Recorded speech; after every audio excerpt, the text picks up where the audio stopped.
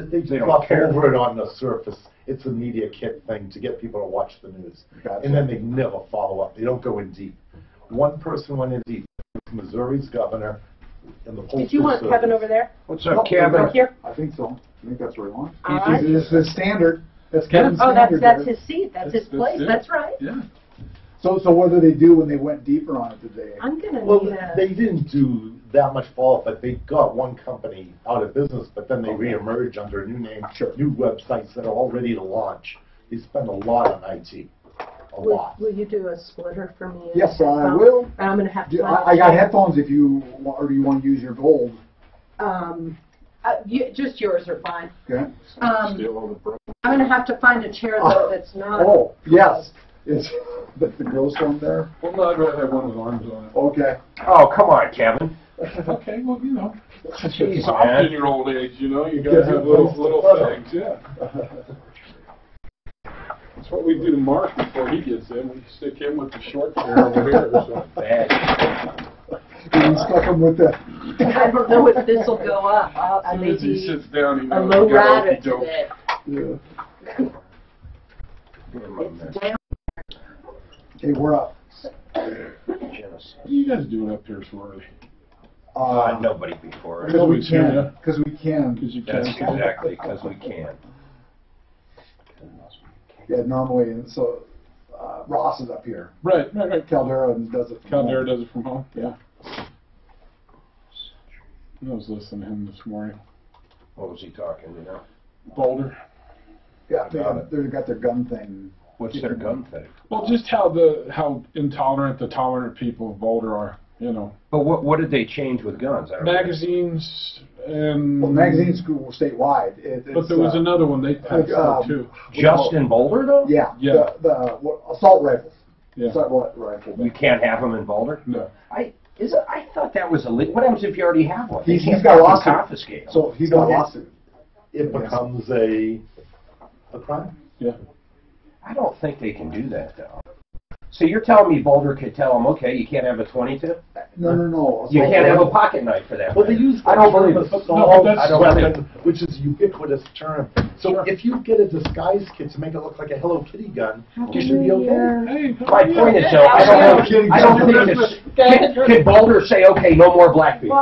Water. No. Okay, and I don't think they can say something about the First Amendment either, is what I'm saying. New York City tried to pull that shit, and it took about 20 years, but eventually it was lifted. Although I tried to make it clear. Oh, I'm not saying it should stand Link up will to be any there. law, Good. but Are you ready for the It's new just year? wild they can do that. I just never knew that. it's like the straws. Got any good plans? You guys gonna go party hard, you and the lady? No, I'm not a big holiday guy. Yeah. I think, you know, I don't like rubbing elbows with 30,000 of my closest friends. Yeah. Well, you're no fun. I hear you, yeah. Yeah. If What's it's up with something that? recycling, I'd be okay We're with it. gonna stand. Yeah, we don't get out on the roads.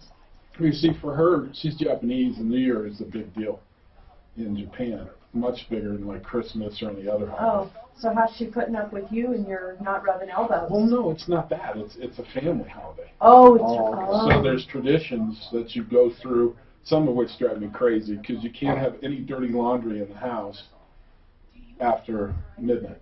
Oh, really? Things like that, because it's tradition. Literally. Literally. Everything. Just for New Year's or any? For New Year's. You have to have everything in the house. Their tradition in Japan, they practically empty their houses and clean their house because you do not want to bring dirt from last year into this year. Man, that's kind of cool. It's kind of a So you We need to move symbolic, her into my house. you know? So your house is super So clean. New Year's Eve, That's New Year's Eve, not just like at midnight, but all New Year's Eve, you're just, My house cannot move on. you know. Yeah, I know. Yeah. I know. wow. Does she follow Yeah. other traditions I got of the a Japanese freaking dog. culture? Just certain things, yeah. What about like no shoes in the house? Oh, or? she never wears shoes in the house. She's always kicking them off. But that's why they don't wear lace-up shoes in Japan. So, you know, that's why they kind of drag their feet because they always wear slip-on shoes. They wear Crocs. Yeah. Seriously, stuff like that. Yeah. Does She she doesn't take even her wear shoes off like Oh yeah. she- Oh god, yeah. She's always always. Get your shoes off. She has slippers. She Now. puts on at the front door and she takes them off at the bedroom door. You don't even wear your slippers into the bedroom and shit like that. Yeah. What about food? Is she a good Japanese cook? She cooks everything. Really? And like, I mean, like authentic. Oh yeah. It's good, huh? Oh yeah. That's good stuff. It's like me. Black eyed peas are a tradition for New Year's. Don't tell I said that. Oh my God, that's a like childhood a nightmare. That's Yes. It's like a That's a good Southern luck one. collards, ham, and black eyed peas is a tradition for Baby, I had a babysitter who was little make me eat black eyed peas. Oh my gosh. I won't even allow a can of that in my house. I tried black eyed peas once. Well, it's like anything else. It's all on how you cook them. What it tastes like. But it may be a thing that you acquire a taste for. You know how they're really, really good? If you fry them. So you have to do things to them to make them edible. You take them, the cooked ones, and you deep fry them. Nice And places. they're almost addictive. It's like They if need you to fry bring a cleaning dumplings, you crew turn in them there. into krepla. Yeah. I'm looking at this keyboard, man. It's It's just a food that transcends every culture. That's probably worse than a toilet seat. well, I spray it every day. I'm a spray can. Just freak myself out thinking about it. You could get that air spray and do it and clean it up. Whatever. Right. You're going to be over there. Oh, yeah. Good to see you. Make sure your phone Hi, is Joe. vibrating or Andrew, silent, Andrew, whichever yes. you I'm enjoy sorry, the Kevin. most. You got it. I'll be up in a little bit. I booked a hotel for an event in April, and there was a link to Andrew? Yeah, the thing they did on 5-star hotels. Andrew Dice Clay, Like, no? Was it Yeah, good? Andrew's graphics on French Clay. Think about that a lot. Did ya? Hotel Yes. rooms. Oh, the cleanliness. Hickory And the dickory 5-star down. ones are worse than the mid-range I wonder why. places. The mid-range chains were the cleanest. I wonder why, though. The way they clean. What's They up, Andrew? cross-contaminate Hey, Mark, how are you? everything. Good, man. How are you? Good. Good to see you. Happy holidays, everybody. Yeah, you too. Yeah, same. We used to, one of my shops was across the street from I-70 in Peoria. Oh man, the hotel was the most disgusting thing. I watched some lady jump off the top one time. I didn't see her actual jump, but the cop showed up and, she was dead. But there was hookers out of there and homeless out of there, and I used to think, God, how rat-infested that joint must be. It's a tough neighborhood over there. Oh, it's brutal, man. It was brutal. But that hotel, I felt so bad for the poor people, like, heading up to the ski resorts. It's getting late at night. They stop right there on I-70 because they know the mountains are coming up. You don't see everything right away, and when you wake up in the morning, You gotta see be- that freaking sign for that hotel, man. You end up there, oh. I stayed at a place in Jersey that was like that off the hotel. It was a 3-level place. From the road, you can't tell. You can't tell, I You know. cannot tell. Till you And get in it had that a room. vacancy. It's There's like stains on the sheets. It's like where you're willing to eat at 3 in the morning on a Saturday night after going out. You'll eat in places you would never go during the day. I wouldn't eat. No, your bar just lowers at that hour. Yeah, your guard's down. They're open. That's all that counts. Yeah. All those- Denny's starts looking like a steakhouse. Oh my God. One thing I do miss back east is diners. Yeah, good diners, Good man. diners. We used to go to Olga's Every Diner in corner. Jersey. Yeah. The Marlton Diner. Actually, yeah, there was, and they weren't like diners out here. Some of them were huge. Oh, yeah. Olga's had pies. People would drive all around for pies. Well, they're on all the old routes. Around Boston, Route 1 have loads of them. And the Philly cheesesteaks I miss, man. Even though I was in Jersey, I mean, Philly was 20 minutes away. Suzanne makes a pretty good one, but she'll buy like a ribeye and then slice it up and make it. Steakums when I grew up. Do you guys ever have I those? remember. Those were pretty We used to damn go to good. the deli man. and get steak and egg sandwiches with the steakum. Yeah. Cheese fries. I guess everybody has cheese fries now, but I'm Chicken hooked on parmesan. waffle fries. waffle fries. Yeah, Yeah, I try to stay away Chick-fil-A. from potatoes now, but I have to. it's tough. Look at you, skinny over No, skinny fat. It's like there. Skinny fat. Yeah, it's the worst combination. Usually, I don't spread it out evenly. I get it all. Usually today we got this other dude named Mark here who can like literally eat anything at any time, never stops eating, and weighs like 12 pounds.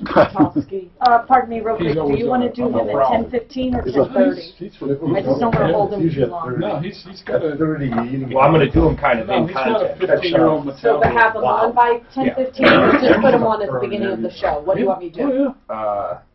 Just have him on But no, he'll always just 10:15. We're gonna look, see if there's any donuts or cake. Or Basically coming back from the break. Sweet tooth. Yeah, I don't have a sweet tooth. Humongous sweet tooth. Except a really good pie. If I find a good pie, all right, I'll eat it. But otherwise, sweet, not so much. The only thing I ever crave is good bread. I crave it all. It's all Yeah, good, right? Yeah. Jeff, real quick, headphones to hear the show. On when you're talking, off when you're not. I'm going to scoot you a little bit further this way, just to reduce feedback to Mark's mic. Okay, just speak up and directly, but here's your volume, but you don't have to touch your face to it, okay? All right, let me know if you need anything. Okay, and then this is for Daniel. How's it going, Andrew? Did you have a nice Christmas? I did. You It ready was for the great. new year? Yeah. Good. Just been hanging out. Glad you could make it today. Yeah, thank you. Are you guys nationwide yet, or just a few states right Still now? the same 4 states. Okay. Colorado, it's like Colorado, California, Texas, and Florida. Great, thank you. Yep.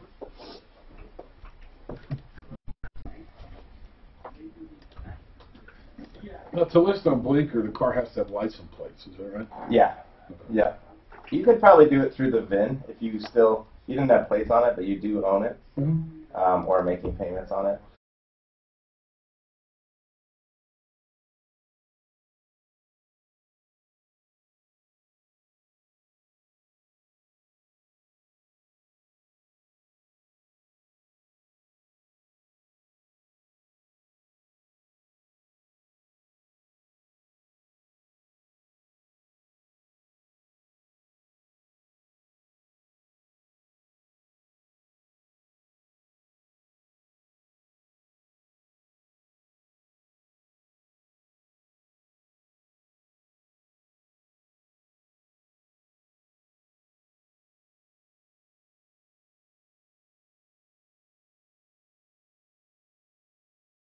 I don't understand why they don't create a fresh one every single time it transfers. But they didn't require it, so I could have transferred it if it was still a live registration. Yeah. And I got hung up in it. U-Haul had to research it. Oh gosh. They found they originally titled it in Indiana. They applied for a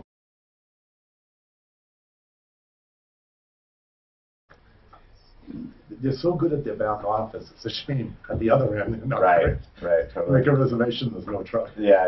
Yeah. It's like the old Seinfeld episode of the car rental. Yeah. Do you want the insurance? Oh yeah, by the time I'm done with that car. Yeah. Yeah. I'm gonna beat the hell out of it. Is there a left in the thing? Nope. No.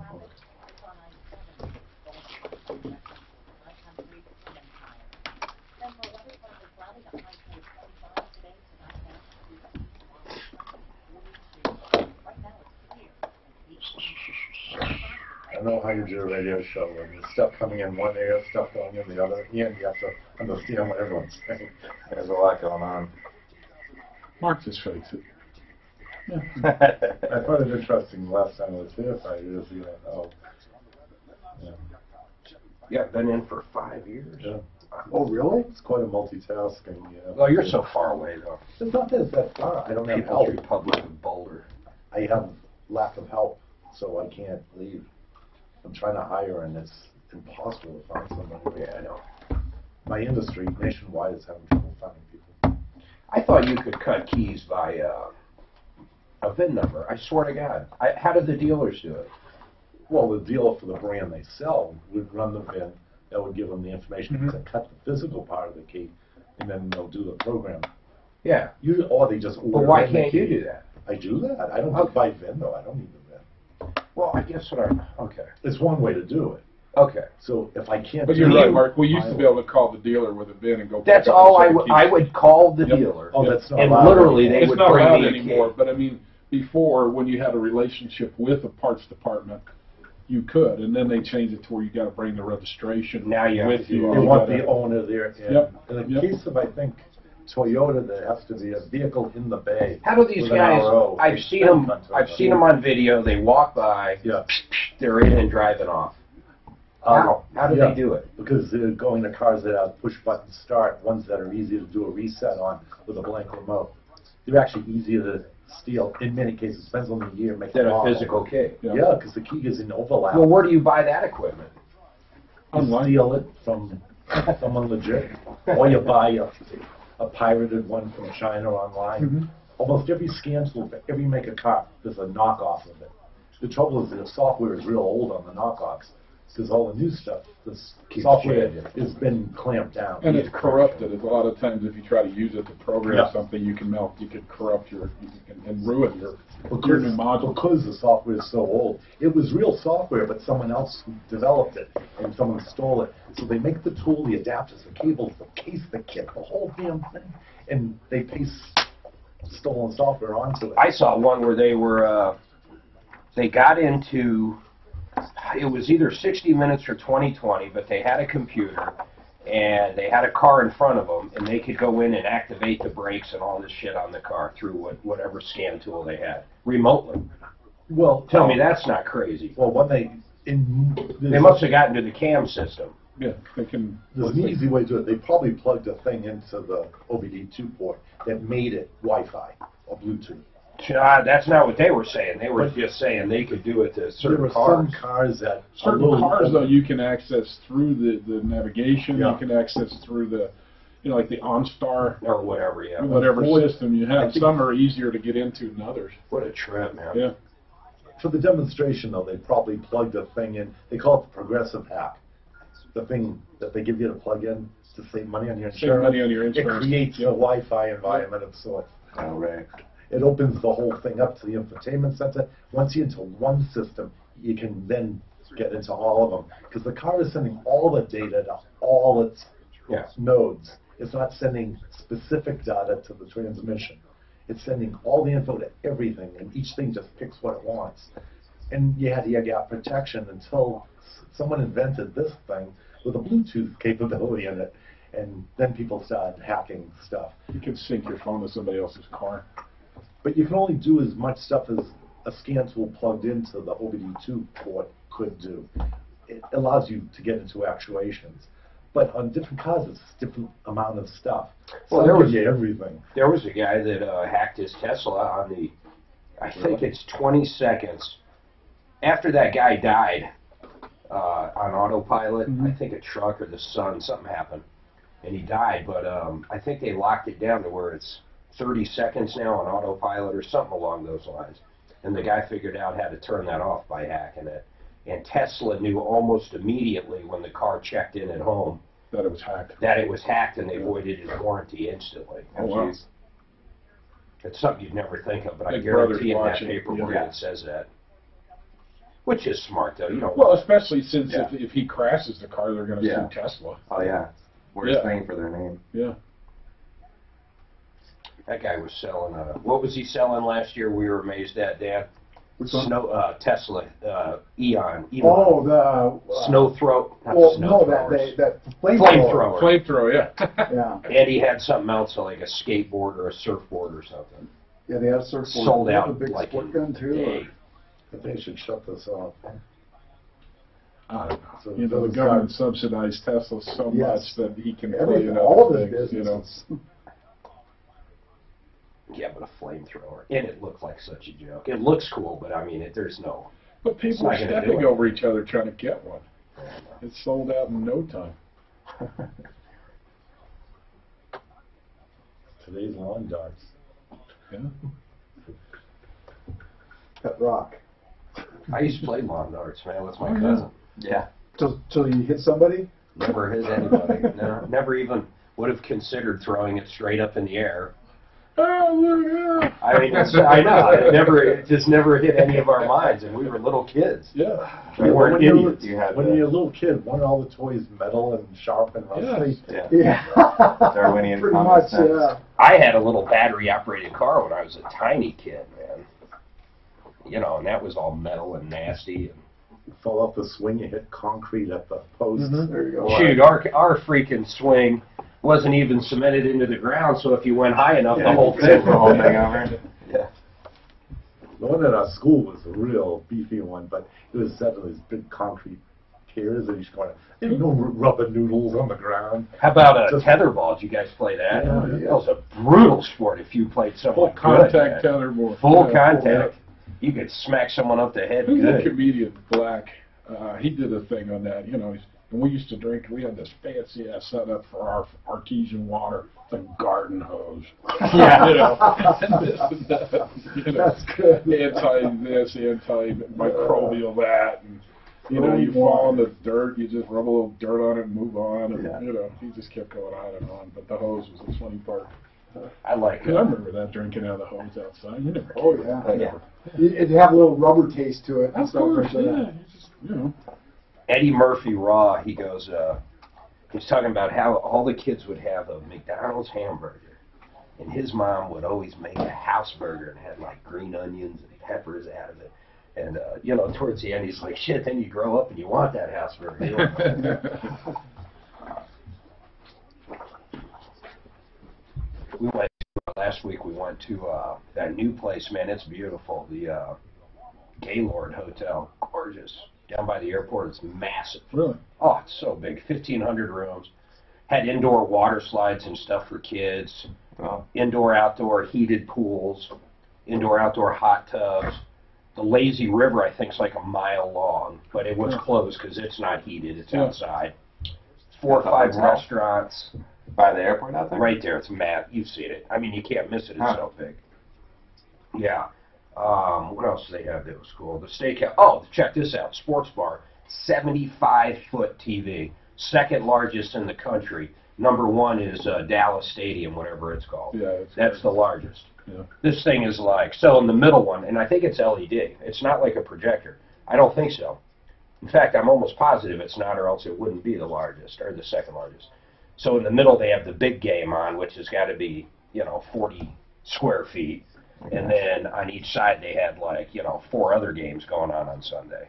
And big recliners you can sit upright. It's like a sports bar minus the gambling. Yeah. It's pretty wild. Amazing. Pool tables. Steakhouse was, they were working the bugs out. They just opened up. Just beautiful decor inside. Big waterfall. Big light show going on right now. It's really cool. Really cool. We're going to, in fact, it was Like a so destination cool. out there. So cool, we booked 4 more rooms for us and 3 couples on Super Bowl Sunday. So we're going to watch the Good Super idea. Bowl there, and then That's spend the night. That's fun. Yeah. That's perfect. It is On that perfect. big screen and all that. That'd That's the only reason. be awesome. And a buddy of mine, Talib, literally lives in the neighborhood next to it. I mean, he can walk there in probably 5 minutes. So I'm going to send his ass over there at, like, you know, 8 in the morning to stake out the best Get place the for best all of seats. us to Yeah. sit. That's So, but it's really cool, Huh. man. You should take your wife, girlfriend up there, man. Heck yeah. Right now, if you book by the end of the year, so real quick, you can book through, I think, April, but you get $119 if you live in Colorado. After that, it's like $400 a night. Welcome to the show, the only show of its kind. You know what we do? My goodness. We do it day in and day out. We solve problems. We answer questions. We take complaints, and this is one of my favorite days. I was in the business forever. It is Car Friday. Now, I will say this. I am glad I got out of the business. It was tough, man. Retail, I had 5 Goodyear stores, and it killed me. I couldn't stand it anymore, but these guys love it. They're in the car business. They've been in it forever. We've got someone that's been on the referral list for a long time in, but he hasn't been in studio for 5 years. His name is Jeff Rosen. He's with City Lock of Bowling. And Jeff, welcome to the show. Welcome to Kevin the show. Calkin, Kevin as always. Calkin, as always, Sheridan Auto Tech. Welcome, welcome. Hey, Mark. And Andrew Price with Blinker. Blinker, the technology these guys use to sell cars is outstanding. It's amazing. And Andrew, prior to the show, I was going to tell you, then I figured I'd tell you now. Guess what we're doing this weekend? Selling your car? We are selling our car, and we're going to give Blinker a real shot. We're selling a 2015 or 16, babe? I think it's a 15. A 2015 Hyundai Accent. All Now, right. tell me if this is really good. It's still got 20,000 miles on the bumper-to-bumper. That's got to be great. That's Is gotta there be a great, place yes. on Blinker I can put that? Yes, there absolutely is. I can't wait. Get it listed. Now, the guy next to you sold his on Blinker. Deputy Dan, how long did it take you to sell yours? 4 days. Oh, really? Working great. Got a great price. It was very. I was shocked what he got. That's amazing. Awesome. I was shocked how quick he sold it, actually. So we're going to give it a shot this weekend. We were going to list it today during the show, and I was going to show how easy it was to do. I was going to send Deputy Dan down, but I don't want to take the pictures right now. I had a guy that was going to clean it today. We've got some stains on the seat, like coffee and Slurpees, Andrew. Yeah, you want to get that cleaned up. Yeah, so I thought it was going to get clean this morning, but something didn't work out, and we're going to get it clean later on. Or else, oh, my God. Did you break it again? I don't know why this mic falls every single time I sit here.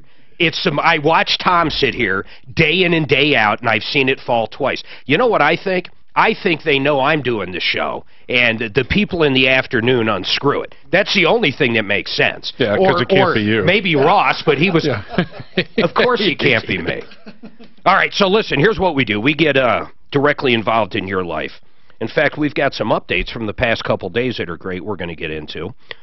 Outside of that, really, any issues you have, if you've been ripped off, taken advantage of, you just need some advice, this is a show for you. We're backed by referralist.com. We're backed by a consumer advocate of almost 40 years just in the Denver metro area, and of course that's Tom. And that's the way it goes. But to reach us, it's simple. I'll tell you when there's a line open. 303-713-8255. Guys, what is going on with cars right now? It's kind of... There's a cold streak going on right now, and I heard this weekend's going to warm up just a little bit, but what should people be concentrating on? Kevin Cole? Well, you got to, first thing is fluids. You got to make sure your fluids are topped properly. No water in the windshield washer fluid. That's a big one. You know, it'll freeze it and crack it. You know, things like that. That's the first thing that always comes to mind, because antifreeze most people keep up on. I got an oil change at a Walmart years ago. We were coming back from getting one of my Dobermans. We bought them in Rocky Ford, Colorado. We were coming back. I was out of windshield washer fluid. I stopped at a Walmart. We decided I'll just get the oil change real quick and then basically get out of there. They topped the fluid off. They must have put in stuff that was basically water. Next thing I knew, it was frozen. I couldn't see. We ended up pulling over. It's a big deal, man. Well, you got to read the bottle, too. There is 32 and above, and there is below 20. They do make different stuff. It's different cheaper. Stuff. Yeah, but Summer a shop blend. like you're probably always running the same stuff. Yeah, we don't do the above 32, no. How about transmissions? Usually we have Mark Machowski in the day. He's playing hooky, but fluids for transmissions, what are they generally good for? If you get down to negative 20, I mean, even the oil in your car, what do they do in Alaska, for example? Well, give the car... Minnesota. Well, give the car a second to warm up is the answer. If you want to jump in at 10 below and drop it in a reverse and take off, yeah. Or a block heater. Yeah. Yeah, either way. But just let it idle for 2-3 minutes. Jeff Rosen with City Lock of Boulder. What do people do when they ice over? The car's outside, there's sleet, there's snow, it's frozen. There's nothing you can do, right? Wait till get a hairdryer? Hairdryer. Well, that's doable. You can make your locks not freeze up if you're still using the manual key in the lock. Spray some Houdini in the lock. Never put graphite in a lock. Why? It's not I thought for graphite locks. made the ball bearings or whatever they are better, no? In theory, if you're on Mars, but when you introduce moisture, the manufacturer of cars puts either lithium paste in the locks or a Vaseline-type lubricant. So when the graphite hits it and the liquid dries up, you now have paste in the lock, thick paste. Neil, what's going on with this Midas shop? Neil, you're up. Hi, how you doing today? I'm doing good. What's going on, Neil? Tell us. Well, so on December 22nd, I took my 2014 Ford Escape that I just bought 2.5 months ago from Drive Time to the Midas there off of Iliff and Buckley. To get an oil change, they had a great coupon for a full synthetic oil change. The guy at the counter named Joe suggested a transmission conditioning. Due to the mileage on my vehicle, Joe told me they actually take fluid out and add some conditioning to the transmission to make sure that it's filled up and running and clean and all that great stuff. Really sold me on it. Everything sounds great till now. Right. And I said, okay. And I asked, well, how long is it going to take? It takes about 4 hours. That's why people don't like to get it done. I said, well, great thing is I have time today, so I'll leave the car with you. I went home. 2 hours later, I received a call from Joe letting me know that the work was done. Said it looks good, it's running good. Only thing is it needed an air filter. I said, go ahead and replace the air filter, and I'll head down and pick up the vehicle. I pick up my vehicle, and then the next day, on the 23rd of December, I noticed a new sound coming from underneath the hood, kind of like a whining sound, different from anything I've heard before. It's a brand new car. It's never made a sound. I wouldn't have bought it. So I run a company. I run 3 job sites with security. First of all, it was a 14. Hold on, it was a 14. What do you mean it was a brand new car? I lost you there for a second. Oh, no, I just bought it from a dealership 2 months ago. Okay. Was it a 14, though? Yeah, it's a 2014. Okay, so it's not brand new, though. No. Did you buy it as is, by the way? I did buy it, yes. Okay, so what happened? What do you think happened? My transmission seized up on me on Christmas morning. And you think Midas had something to do with it? Absolutely, because when I went to I had it towed to our normal dealership at Suss Buick Pontiac, and they told me at first that there was no fluid in the transmission, and then they drained it and filled it. It still wouldn't go into reverse or drive. So you think they did the transmission service and didn't put fluid back in?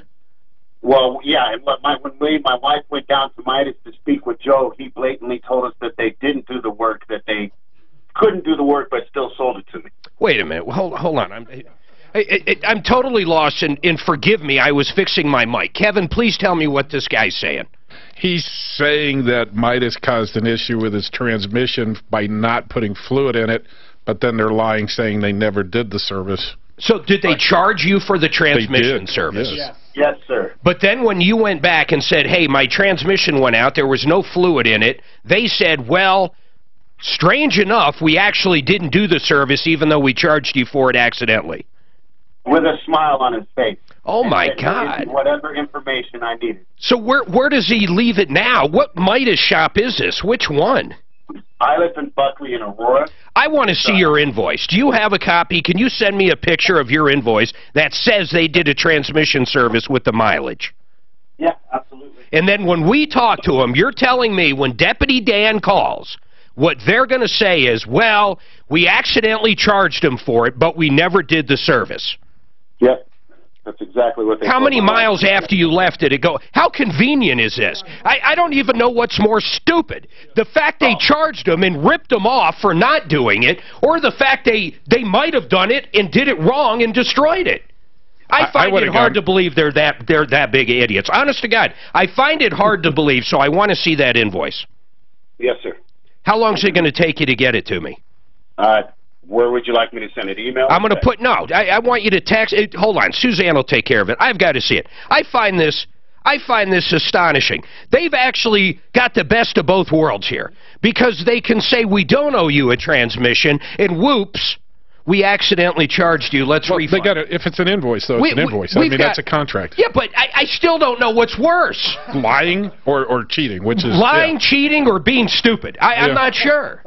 Speaking of which, I wanted to talk to Joe Lazzara. He's an attorney that's on our referral list at referrallist.com. And, Joe, I know for a fact there is going to be how many DUIs generally this time of year leading up to New Year's, whether it's on New Year's or whether it's over this weekend. I mean, this has got to be one of your busiest times as a criminal defense attorney. Oh, absolutely, Mark.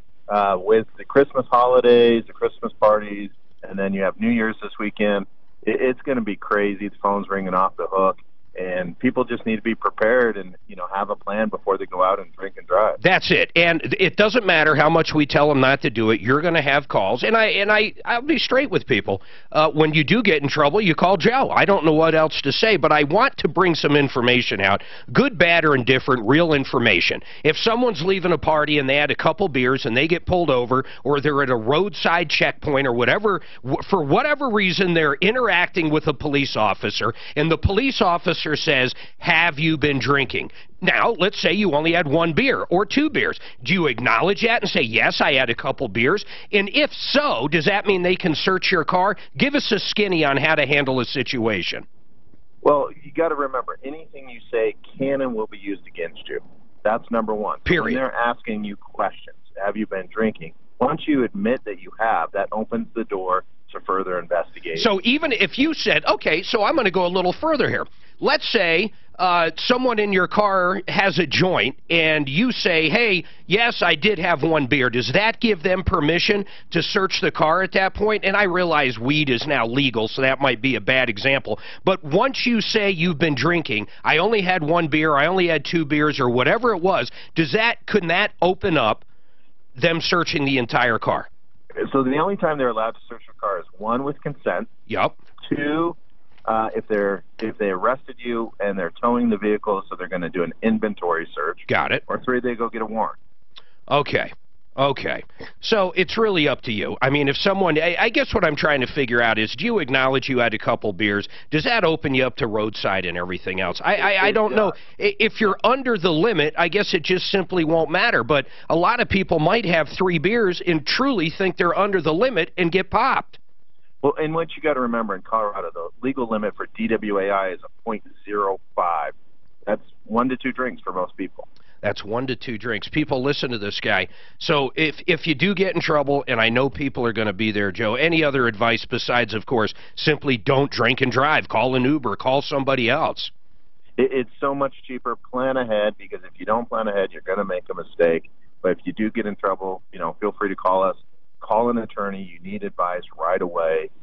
Don't assume you can get through the process. I don't know how you do flat rate pricing either on DUIs and some other stuff. Joe's the only criminal defense attorney I know that does flat rate pricing. So if people call you, here's what happened, I got in trouble, you can give them a really close number to how much they're going to be looking at. That's very cool, man. Exactly. You bet. Joe, you have a safe holiday yourself, man. I appreciate you coming on for that information. Thank you. Sounds good. Thank you. By the way, you can reach Joe Lazare. I hope you never need to. This is one of those commercials. It's true. I truly hope you never need to call him. But if you get popped for anything, I don't care if it's a DUI or shoplifting, your kid's in trouble, your spouse is in trouble, your neighbor's in trouble, you better find a good attorney. 303-429-6200. All right, everybody else, hold on. Wendy, Neil, Donald, we'll get back with you right after these messages. I talked to that guy in that Midas thing. I said, this is a good call. Well, I can't, I mean, how do you think of that, Okay, Dan, go call these clowns. We cheated you because we didn't even do this. I'm waiting for the invoice, and he sends the invoice. Okay, that's true, it'll be right on there. We got to call these put it clowns. on an invoice, you can't, I said, holy cow. How many miles did he say after he left? Well, he didn't really. It was like 2 days. It was like a day and a half or something, 2 days. How could they be that? What? Okay, even if everything's true, they never did it, and they accidentally charged them. They're idiots. Mm-hmm. Yeah. They're idiots. Yeah. They're horrible. Because the counter guy know the accidental charge. I already did. But first, we got him. Okay, so I have. She has ESPN. She does. Wendy is getting ready to drop thousands of dollars on PRP therapy for lung disease. I got Centeno Schultz on to sort of talk about that. So anyway, he's holding, and then I told Neil we'd probably go to that before we did this. My girlfriend and I would always say, oh my gosh, If you want to give me the invoice, I'll give him a call. And sometimes people just look at it and we're like, we think it's funny. Wait a minute. Is a transmission Well, I don't see it on here. reconditioned or something? I have got to get I got to print a receipt. Wait a minute. Damn it. Should have What done the hell's this guy talking about? Part prices, quantity. Hey, Mark, Yeah, but Centeno Schultz is on your list, too. okay, good. Guarantee. This is a really short list. How did It must get be to that this short? 15,000. I don't system run any guarantee. spots for any of my people during this time of year. Well, 0. I mean, that's just like crazy ass short. I had to look on the other side to make sure there wasn't a whole list on the other side. This was just the back side of it. I don't think they did a. Well, what's that 15,000 system guarantee kit? It's upside down. I don't know what. That cute little I don't know what he's talking car, about I'm now. not I gonna mean, say the honest to name of God, it 'cause now I have no see how idea what you he's say talking it. about. Tell me where there's a It's transmission German. service on there. Is it that? And it's the best. They have Carreras. The only thing I can think of is that this Porsches? 15,000 systems guarantee. Did you hear how he said, what was? Full synthetic Porsche. guarantee with fuel system cleaner. He said water Porsche. cover, Yeah. I go- lifetime protection. No. My front Actually, it'll say porch. either way. Lubricant and transmission. Plural conditioner. Porsches. They just added Porsche. a conditioner is Porsche. all I'm saying. So we went to Germany. Yeah. Did I not ask him, did you have a transmission That's what service? he said. He called it a transmission condition. They added something to it. It's like a 44K. And now they're saying they didn't even put it in. But the dealership, what's the dealership saying? Was it empty of fluid or what was it? And how many miles are on it? Old fluid is So we black are with metal in members it. of the Uncertain what oil was Because we used exchanged. to race our It Porsche. drained approximately 5 quarts Before of we oil. lost it in the fire. We But filled with 6, so it wasn't empty. we just have always kept up. So with all it, they did was, and how much did they we charge did them for the panorama, conditioner? 55 Yeah. bucks. All For the that. It's a nice conditioner? magazine. But it says the Until full when we synthetic went oil to Germany, change, and a fuel system cleaner, Ended up being top a treat, car. top treat oil tour. system We cleaner, stopped at every water pump place you lubricant could and think of. transmission Yeah. conditioner, all for Audi. 55 bucks. So it's an Porsche, additive package they put in. That's all. Ferrari, I'll go talk to him. you name Or it. do you want to But ask they're him on the air? saying on here, Ask them what the hell they did to 5 it. quarts. So it And, wasn't. I'm going to go back and We quiz got Neil to on it. we but- got to go in free because Oh, we yeah? were members. Oh, cool. He goes, does So this that's do awesome. anything? And So she for him to goes, say that it was yeah, empty, it wasn't. free. Yeah. They drained the So what fluid was up out. here? That's our blinker ads on TV. Oh yeah, there you You go. say It It's is. like a story that the 9 News Who put are on. you saying that? The Neil said that Is it they for didn't put Colorado fluid in company? it, so it was out Yeah. of fluid. Yeah. But they're saying they drained 6 And these quarts out brands of it. hear a lot. Where are they saying they Because drained the 6 radio quarts? Oh, yeah. The The dealership? dealer did. Yeah. Yeah. Does it say that? And the fluid was black and full of metal. I was going to try to. Drained And there's no approximately 5 conditioner quarts they of put oil. in there that's gonna do Conditioner that. refilled with Oh, 6. jeez. No. So it yeah. had oil in it. Yeah. So all they did was add a conditioner to it, you know, for him to say they exchanged it. Or So, anything. and now what they're saying is we didn't even add the conditioner. What he's probably saying is we didn't take the fluid out, we Yeah, I just don't put the think this conditioner in is all we did. Yeah. He's not saying they didn't. And they might have not even done that. What kind of vehicle is it? It's what was it, Ford Ford. Are you sure that's not a sealed unit? Well, no, there's nothing sealed. I mean, Okay. you can get fluid in But it. Yeah. so look at this here. Transmission was 1 quart low when Yeah. it arrived here. Transmission fluid capacity is 9 quarts, including the Yeah, fluid. so it was full. He's telling, you know. Okay, well, the plot thickens on Neil, so we're waiting for that. We've got that invoice. I have Kevin looking at it, but Neil says, I just want to verify this. And I want to gotta verify do a this, and different I got to call go real to a quick. But different Neil, call real quick. But Neil, I'm a little confused because I don't think they did an actual transmission service. It looks like they just added an additive. Yeah, what he stated to me is they actually take a little fluid out and add the conditioner to it. That's Okay, what he told me. hold on. This story just, it's like, it's just different. I'll put it like that, but I'll get back to you after this. The reason we're doing this is we have I've got another call, and I have Dr. Matt Lucas with Centeno Schultz on. And the reason we have him on is Wendy is calling in, and Wendy's saying, hey, PRP therapy for lung disease. Wendy, you're getting ready to have PRP done? Yes. For lung disease. Yes. And where are you getting it done? The place is called the Lung Health Institute. They have 5, I guess, centers around the country, and the one that I was going to is in Scottsdale, Arizona. And what is the reason for your call into us, though? Are you trying to figure out if it's a good idea? Yeah, I guess when I first heard about it, you know, obviously in my condition, it's chronic, so Yeah. there's no cure. So I'm always looking for other options. All right, so hold on a second. Dr. Matt Lucas with Centeno Schultz on a referral list or referrallist.com. I guess the first thing is you're not looking at her, so I'm not asking you to make a diagnosis, but in general, PRP or stem cell therapy, does that work or help for lung disease? Yeah, you know, interesting question, and admittedly my expertise is more in orthopedic use for both mesenchymal stem cells and platelet-derived products. You know, I think theoretically there's uses for platelet products for a lot of things. I mean, we know some of the literature comes from cardiac use and post myocardial infarction or post heart attack in repairing some of the damaged muscle wall. You know, to my knowledge, there's not a robust database of literature that would support. This is how much is it going to cost you, Wendy? In total, $7,500 for one treatment, $12,000 if I have 2. See, here's a problem, Dr. Matt. Honest to God, and it doesn't matter who it is. These chiropractors sell this crap in a vial they call stem cells, and they're not. But think of this. When you have something like Wendy does, that's not going to go away. It's chronic. I don't know if these people are just, I don't know if they're shysters or not. How do you tell these days? How do you know if you drop $7,500 or $12,000 if she's going to get any benefit from it? Who the hell do you go to? Can you go to your primary care physician? Do you go to a hospital? What the hell do you do? Yeah, you know, I think everybody's kind of trying to enter into this field of quote unquote regenerative medicine to. Oh my God! Every right? well, not every chiropractor, but most chiropractors they sell anything. It just doesn't even matter. Right. Yeah, no, it's in vogue right now. I mean, I think the pertinent things are, number one, you know, what lung disease do you have, right? I have emphysema. So emphysema. Now we got to ask ourselves, what do platelets even do, right? So platelets, when you get a cut, for example, platelets migrate to that site of injury and block the cut.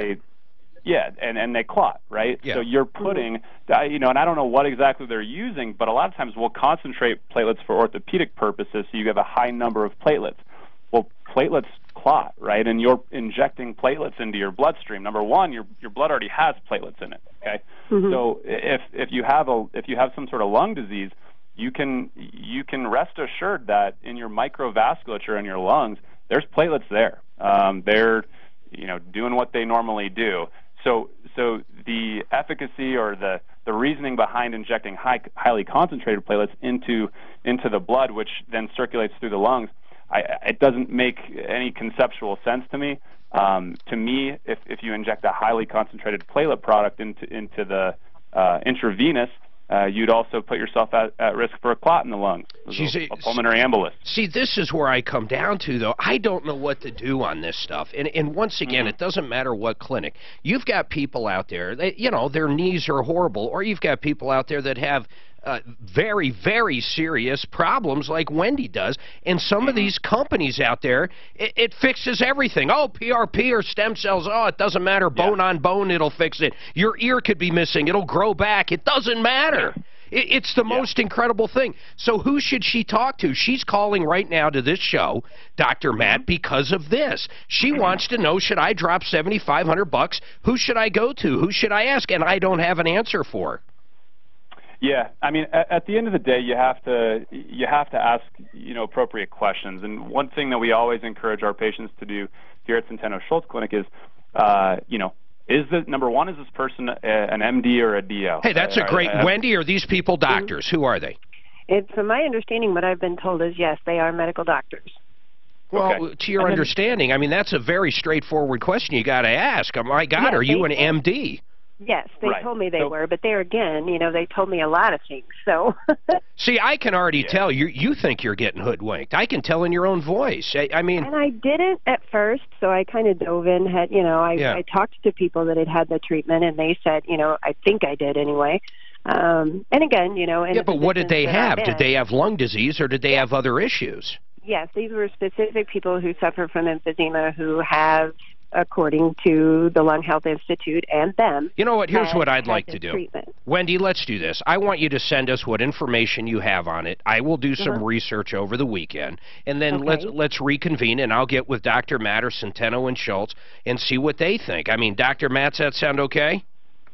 Yeah, it sounds perfect. We'd love to go over it with you. All right, so let's do this. Let me give Centeno Schultz out, too. And here's what's different about Centeno Schultz. First of all, you can't ship in live stem cells. They're basically dead when they get there. These guys harvest them from you, your own body, then use guided needles and real doctors, and they have real clinics. They're pioneers in this. It's real. Wendy, I have no idea of who you're dealing with, but we're going to figure it out. But we're going to get Centeno Schultz involved.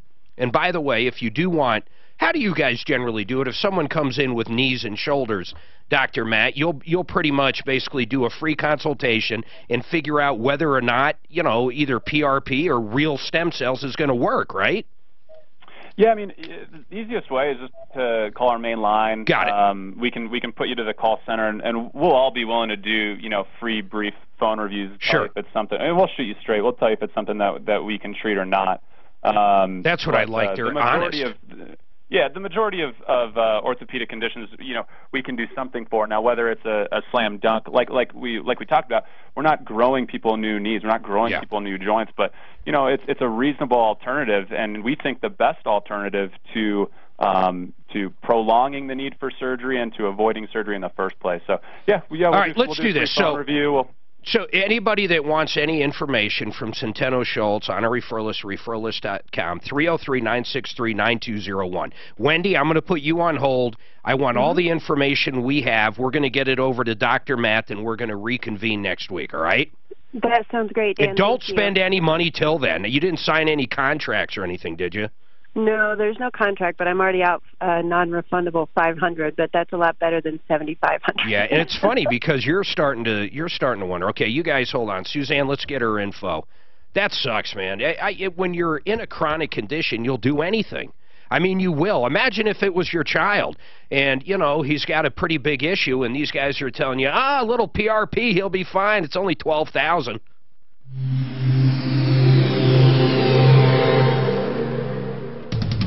Is Denver's? Yeah. I don't know how PRP helps with lung disease. I don't even know if it'll do anything. And like he said, it might even be worse. It could cause a blood clot. Yeah, and that honesty right there, there's the difference. He's, you know what, and the other guy, oh yeah, let's do this. I got Alzheimer's. Get some stem cells. You'll be fine. It's ridiculous. So one of my bands just sent me a note. We just got booked for a wedding. We're coming through town. Can we stay? It's insane. Please tell me you're around this weekend. So on that fluid there, I talked to the manager there, and he says, yep, they didn't put anything in there because there's no dipstick. That's what I was asking you. Right, but there is a fill on top. He says. So what did they sell them? They that package that Kevin. Is it like a VG package? Yes.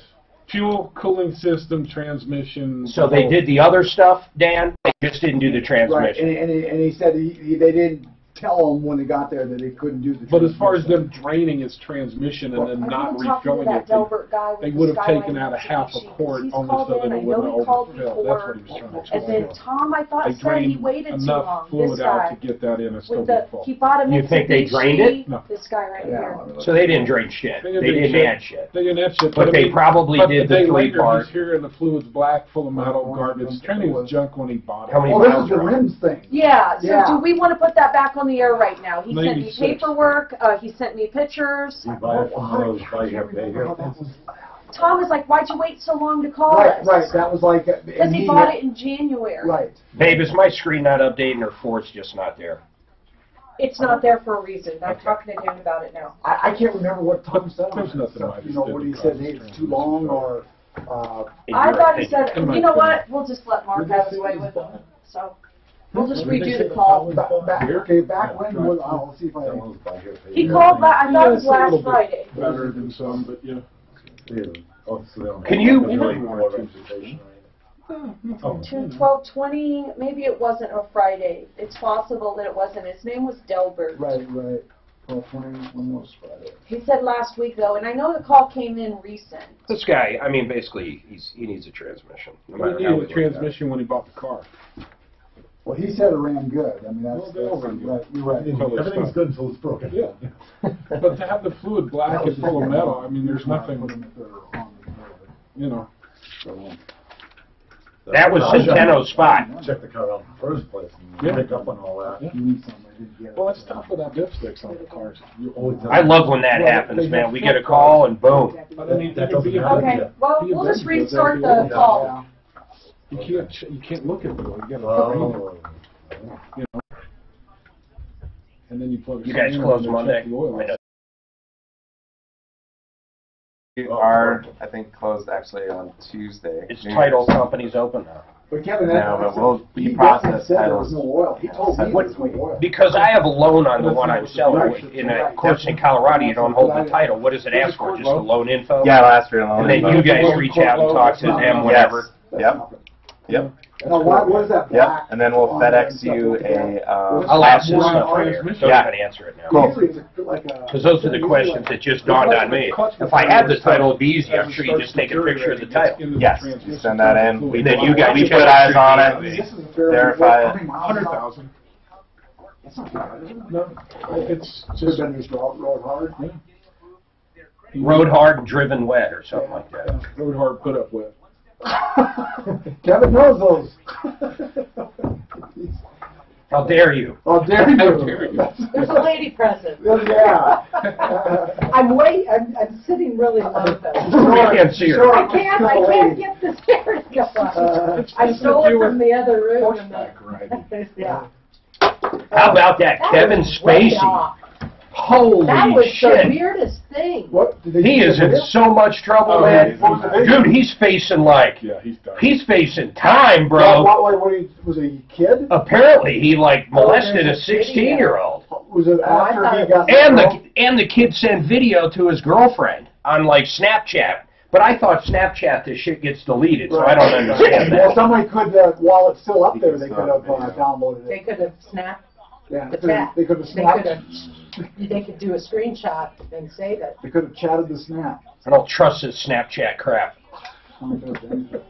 I saw that shit on my kid's phone. I'm like, ah, great.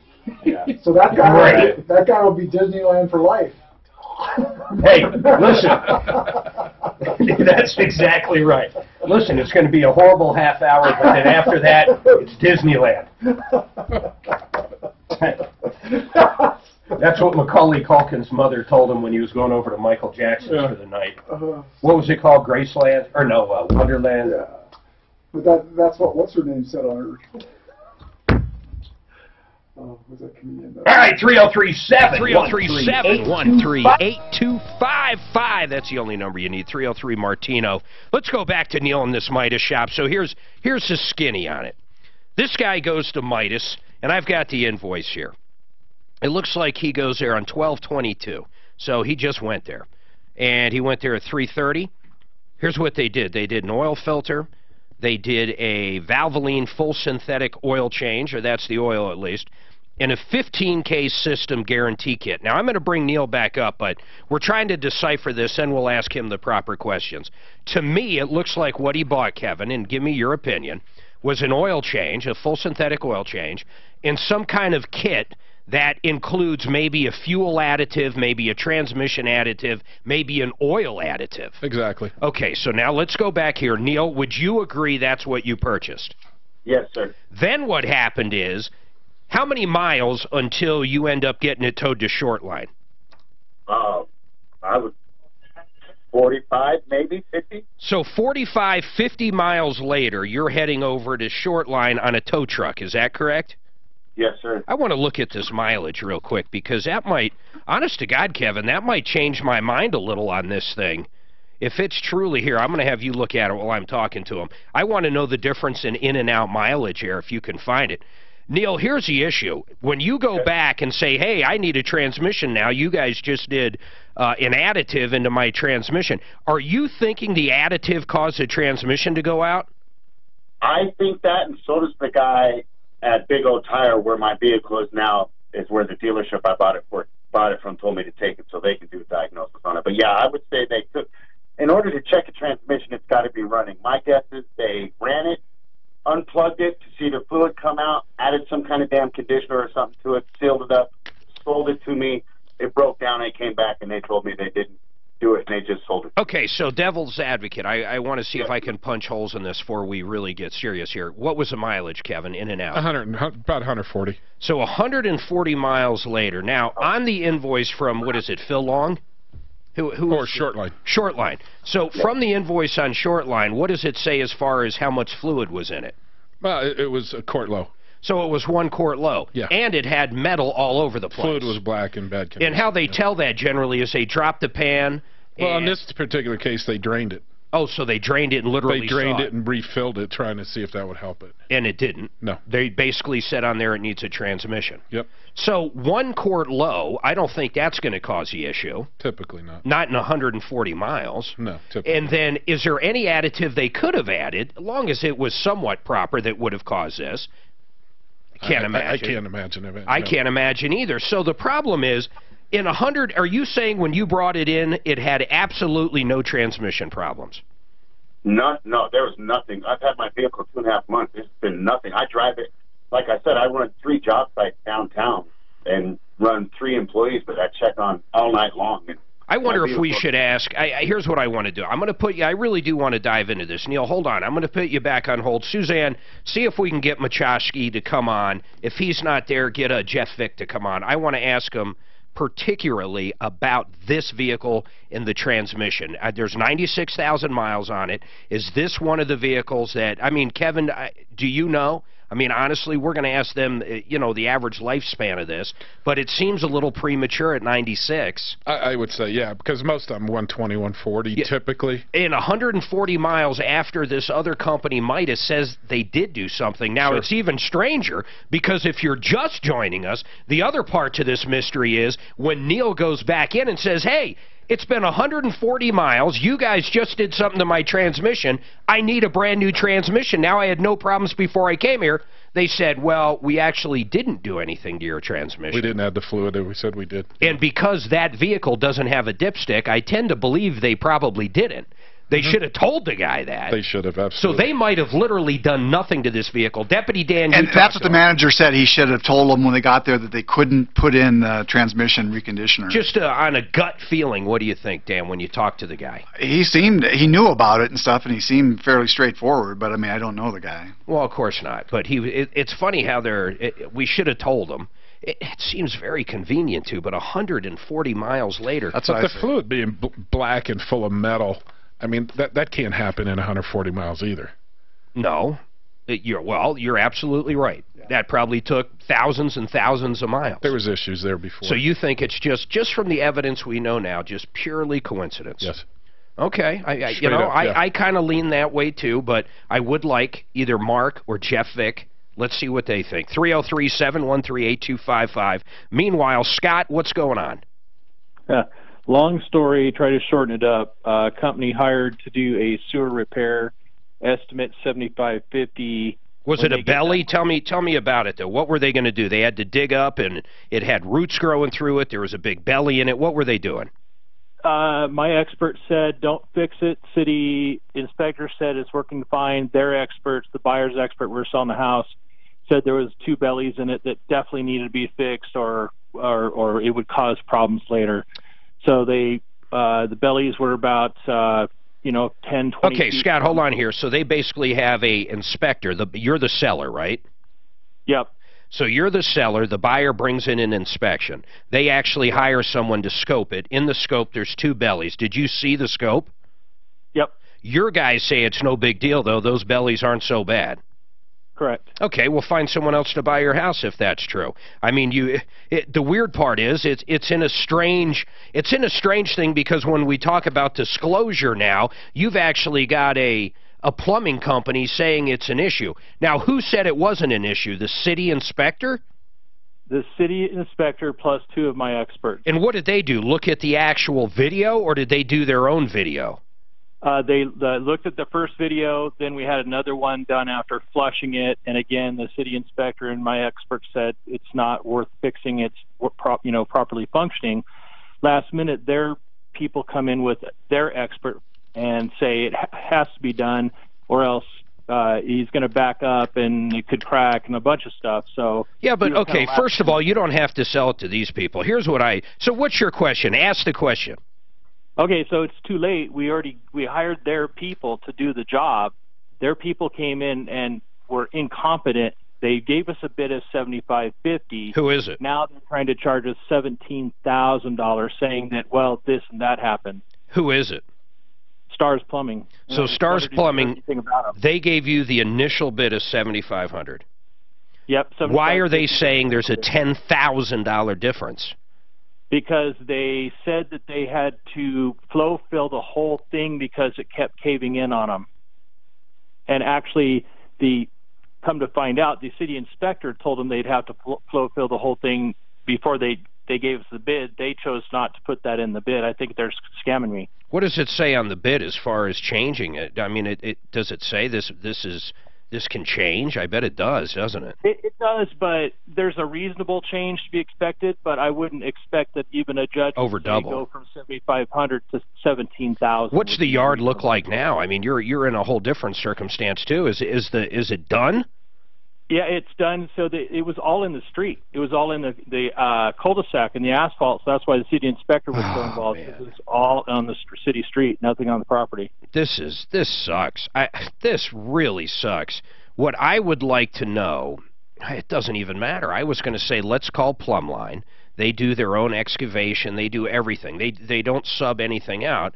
And is there any way in the world it would go from $7,500 to $17,000? And I already know their answer. They wouldn't do it. They wouldn't charge you that. But that's not going to help your situation. So let's do this. Let's call Stars Plumbing and figure out how they could be so incompetent to where it goes. I mean, that's more than double. This isn't even, can you imagine, Kevin, calling somebody and saying, hey, your transmission's going to be $2,000. After you're done, yeah. And then you're halfway into it, or more than halfway into it, and you basically hold them hostage and say, oh, I'm sorry, it's going to be $4,500. Well, we actually have laws against that. I know, in automotive you do. You couldn't do that. Can't do it.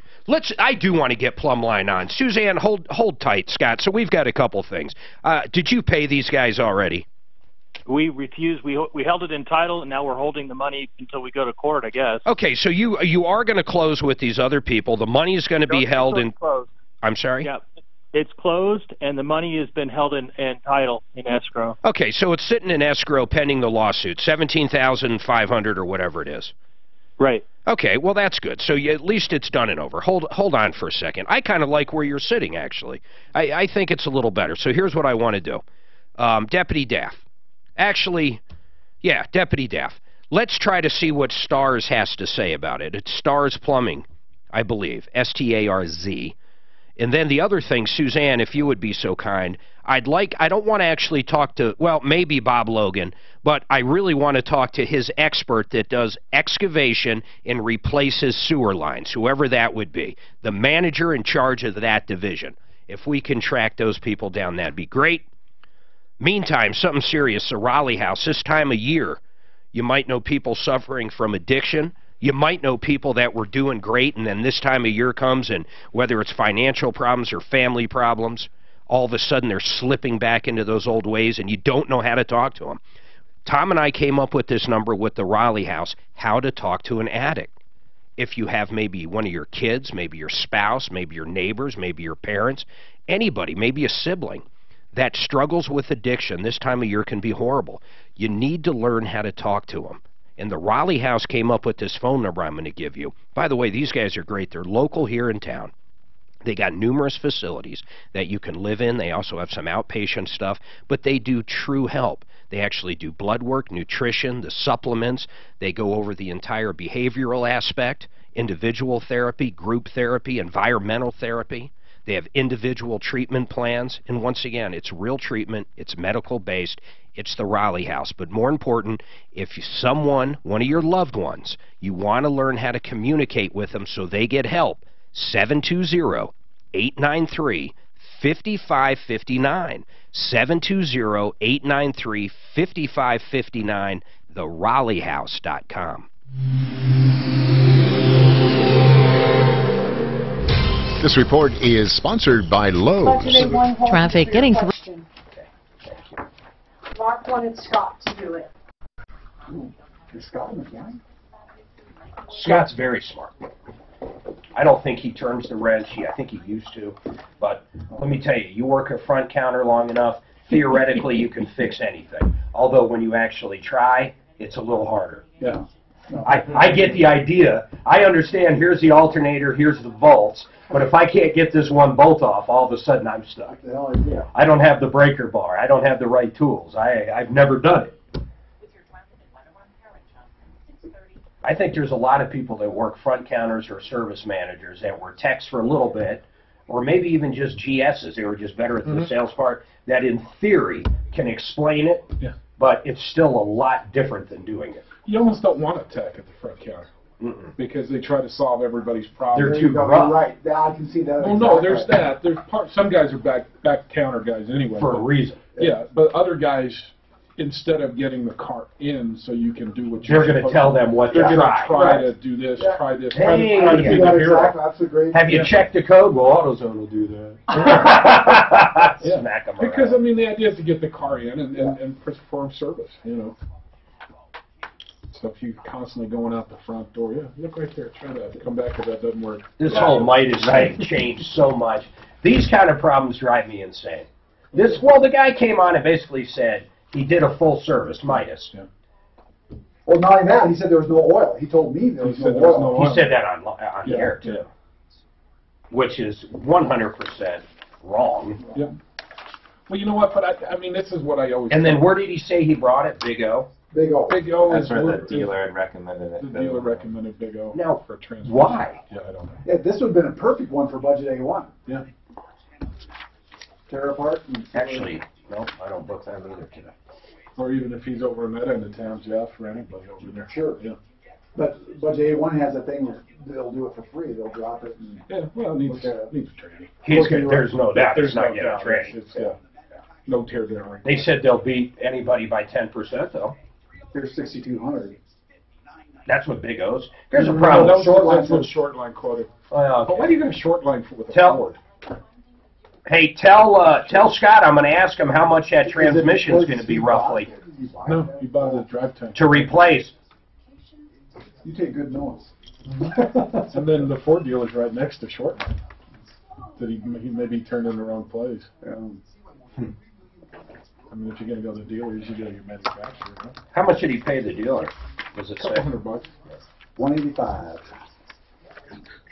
But it's just a drain and fill. Because there's no way you even know if it's got the correct fluid in it. So you just drain it, fill it, make sure you have the correct fluid level, fluid type, everything, and then go from there. It's just. And they put the stuff that they drained, they put that all back in. That's what the customer wanted. No, they gave him his fluid back. I still can't figure out They why didn't put they it back in did the it. car. Do you get any calls? No, I'll ask you on there. Sure. Well, I'll plant this seed. Do you ever, someone buys a car from somebody else, and then something goes wrong with it, which fucking happens all the time because they're used cars, and they blame you guys? Has that happened yet? Hasn't happened yet. Oh, that's excellent. Yeah. You know why? Because I think their model, people truly believe Well, what's wrong they're with not it? dealing with Blinker, He's they're setting dealing it up. with you. There's something wrong with his car. Yeah. They wouldn't sell my other one. Yeah, he tried to list the other one. I had no idea. Okay, I'm going to tell you this story too, how I Four screwed bids on it? myself. Yeah. No, there was only one thing on there they couldn't sell it for. Only one thing. It was roll. It was called severe. No, it was never roll. accident, It was severe damage. Yeah. And you know who noted it? The cop. The cop's the one that noted it. State Patrol. That's or not State Patrol, but Douglas County. That's where it came from. But it gets worse, and I'll explain on air. And it's craziness. You're trying to open The manager is calling back from Stars. What's that? The guy that answered said, I can't answer these questions, but I will have the manager call you. When? Okay, I'll ask her. I gave the back line. Suzanne's going to send me a text when they call. Did we have any luck with Logan or any of those guys?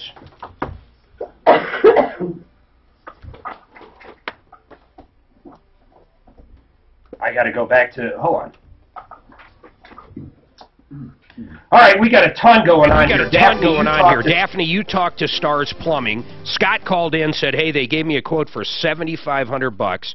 By the time the job was done, they charged me $17,000. What did Stars say? Where are we at?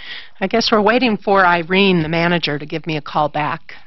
That's it? So That's it. So when did they say? I asked if it would be soon, and he said yes. I'm going to get in contact with her right now, so she should be calling back, and I'll go speak to her. All right, so let's do this. Let's give her the benefit of the doubt and figure out what's going on there. Meantime, Suzanne's got some messages into Plumline, and my question to them, and maybe Fix-It could help us too if Logan doesn't get back, but maybe ask George or Brian.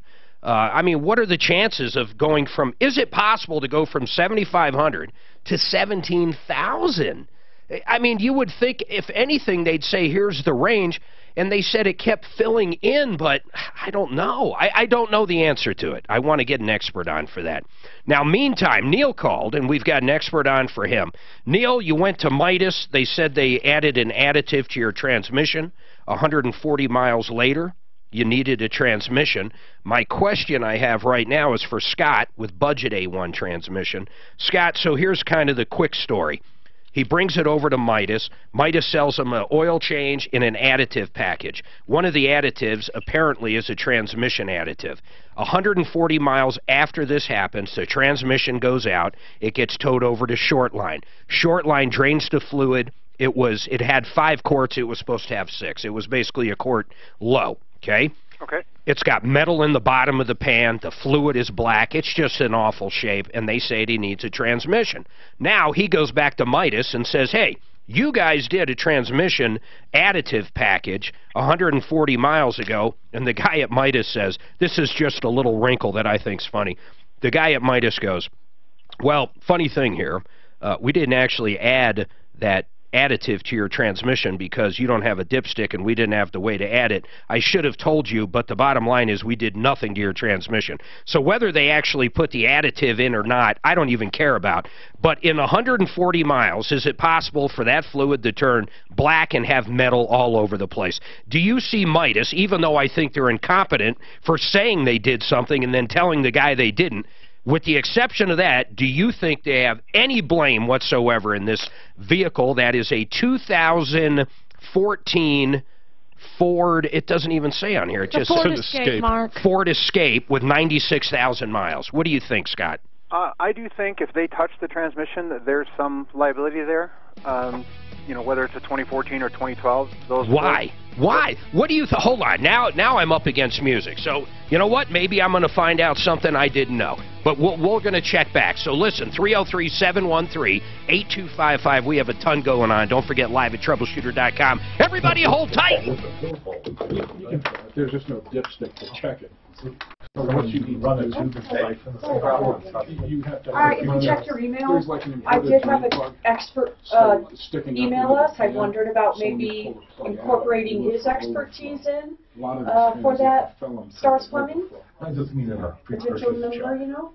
There's no way. See if he'll come on. I'd love to talk to him. Unless we Okay. can't get one of our other guys. Well, do you want me to try George first? Because that's all via email. I email them and say, have someone call a backline. That's what I I don't know if they do. Do they do excavation? I know Plumline has their own department. I don't know if they do it. I don't know.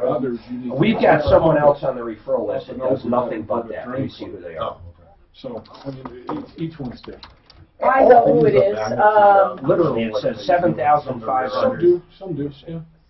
Some, you know, but these typically don't drop. And this had belly, so they couldn't run that thing and pop the pipe, and that's... They're disposable is what they are. Because there's no filter to change. No filter. Yeah, when you run out of fuel. Why, well, you know, Don't tell us, Mark.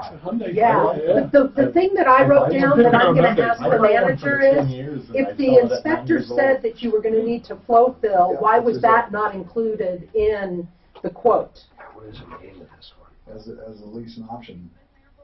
I didn't hear, did they give them, they said, hey, this is costing a lot more before the job is done? Is that what they said? I forget the name of it. I didn't hear that part. Yeah, see, I didn't either. I was taking notes, but maybe he said it when I was... No, I was just asking, he didn't say that. See, I wonder if Scott is saying that, can that, I mean, the question is in 140 miles, it's them right here. can you put Sewer something in there replacement, that totally... $49.95. See if we can get this guy to come. Master Rooter? Master Rooter. That's the problem, is you can't conclusively say, I mean, logic would tell you what could they possibly have done. Well, that's what I got to ask Scott. What could they have done to cause that in 140 miles? What is he talking about? Yeah, just because they but just because they touched it doesn't, you know. Yeah, in fact, but that's what everybody tries to do. But they're saying they didn't touch it. But wasn't doing this before you guys worked on it. Right, you're right. I mean, and that's not always... So could they test the fluid and say, is there some type of an additive that was put in there that totally... Tighten laps. There really isn't it. Well, that's what I'm saying. That's really what... Next to pouring water or gasoline in there. Yeah, kerosene. Right. Put the wrong fluid. But even that, would even kerosene do it? And in 140 miles, yes. I don't know. But even so, even if they did what they said they were going to do in the whole bit, it's an additive package. It was not a service. And it wasn't kerosene. Yeah. Well, kerosene's almost an additive anyways. Marble mystery oil. I don't know if that's mostly what it is. I've seen that break. I saw that. That's pretty good stuff. I saw that break loose some shit. I've seen that break loose some shit. Now, later, it was toast It was again. completely But broken. it did. It got that thing running for a very small amount of time. For 140 miles? Right. Now it's pretty incredible. No. So Marvel's mystery oil, you generally got to pour in right at the top, basically. Let it sit there overnight, and then just either hit it or hit that breaker bar and try to break it loose. But I had a rear end See, on my this- Chevy Astro that Dan, you can. it seemed fine, and I had a If big they old would have tire looked, next there is a to it, way and to it add changed the fluid fluid, from the top, and it was so noisy. The and fluid you have was to pull this thick, out. it You deadened don't all the have And, noise. and And that's so you underneath change the there. What he fluid in. said is, when they Mine have was it something held like throughout that, you the just can't whole pour it in, cabin, we don't do And it. I, But this they could have. the They spider were just, smart it enough was, to look it up. it was What's the big thing small, on it there? was This is the up even. fill level. It was just Oh, small, okay, and that's So the you fill pull this, level. pull this plug, and then you It's just even start weird. dumping fluid in until But there was comes a out. huge lump on the magnet. So they could have added, but You remember it's a Midas. That's Yeah, just like yeah. So if the guy noticed noise, it could have been All just they do is because the fluid easiest- may have injured. no, and that's fine. Yeah, You know, I but agree. it just still, I don't see how. For 140 miles, you're right. I mean, I agree. But he told me there was no oil. And then I probably could do 140 miles. Whoever asked a client, a client when comes in, a question and get the right answer, a technical question. What did you do before? People come in to me, the remote doesn't work. Okay, what happened between the time it worked and it didn't work? What's in between? I added 2 remotes to a Hyundai for push button start. Client called me from the parking lot. They don't work anymore. Turns out they changed the car battery and something happened. I gave them a refund for the one. They lost one of the remotes before they even came back to me. I gave them a refund. It was all I went out to the field with a scan tool. I did not find a problem. I should have brought 2 more remotes and just programmed them in. If they left the remotes near a computer, that can wipe them out. Oh, really? Yeah, there's a lot of stuff. Read the owner's manuals. You have to keep your remotes on Mars. But every time the battery goes out, it's got to be reprogrammed. On some cars, Somebody when you will hook them up, program it. if you don't do things in a very specific way, the car's sensitive. You know, that's why Costco won't, they sell batteries, but they won't install them for that reason. They don't install. I don't know how Scott's saying this. They want you to do it yourself. Right. Really? You can buy it there, but they won't, because of that reason. Because if something happens, now they get, I asked them why they don't do it. I said, I it's know nothing. I know Fords are sensitive to that. You blow the computer real easy. But I mean, you can't be responsible for a transfer, even if they did everything they said they did, instead of didn't do, just leave that. Well, at best they'd owe him a 96,000 mile old transmission. He said, it's not going to break again, I fixed it. They were $50 if you had it. Did that package have a warranty? It said something about a warranty. It did, actually. 15K warranty. Some kind of weird. Well, I think he that just should come jokes with it. around. If there's actually a warranty, that's odd. Yeah, but they're saying they didn't put it in. The matter they paid for it, so they got the warranty. Well, okay, maybe so, but it doesn't That's just me. even say what it is. I bet that warranty doesn't cover pre-existing Hey, conditions. I went to locksmith law school. What do I know? But I've written a lot of contracts. But you could ask them, say, hey, what about, they'll say we didn't put it in. But the warranty is encompassing. Yeah. Well, they call it a 15K warranty package. Oh, that must be that it covers it helps the warranty for the car. X number of miles, there's got to be terms to Did I that see warranty that? somewhere. Oh. There's got to be fine print to that warranty. But you know what I somewhere that mean? covers- This will help your warranty for your car to extend. For lifetime Even though protection it's- under this program, return for these services within 15,000 miles of the previous service.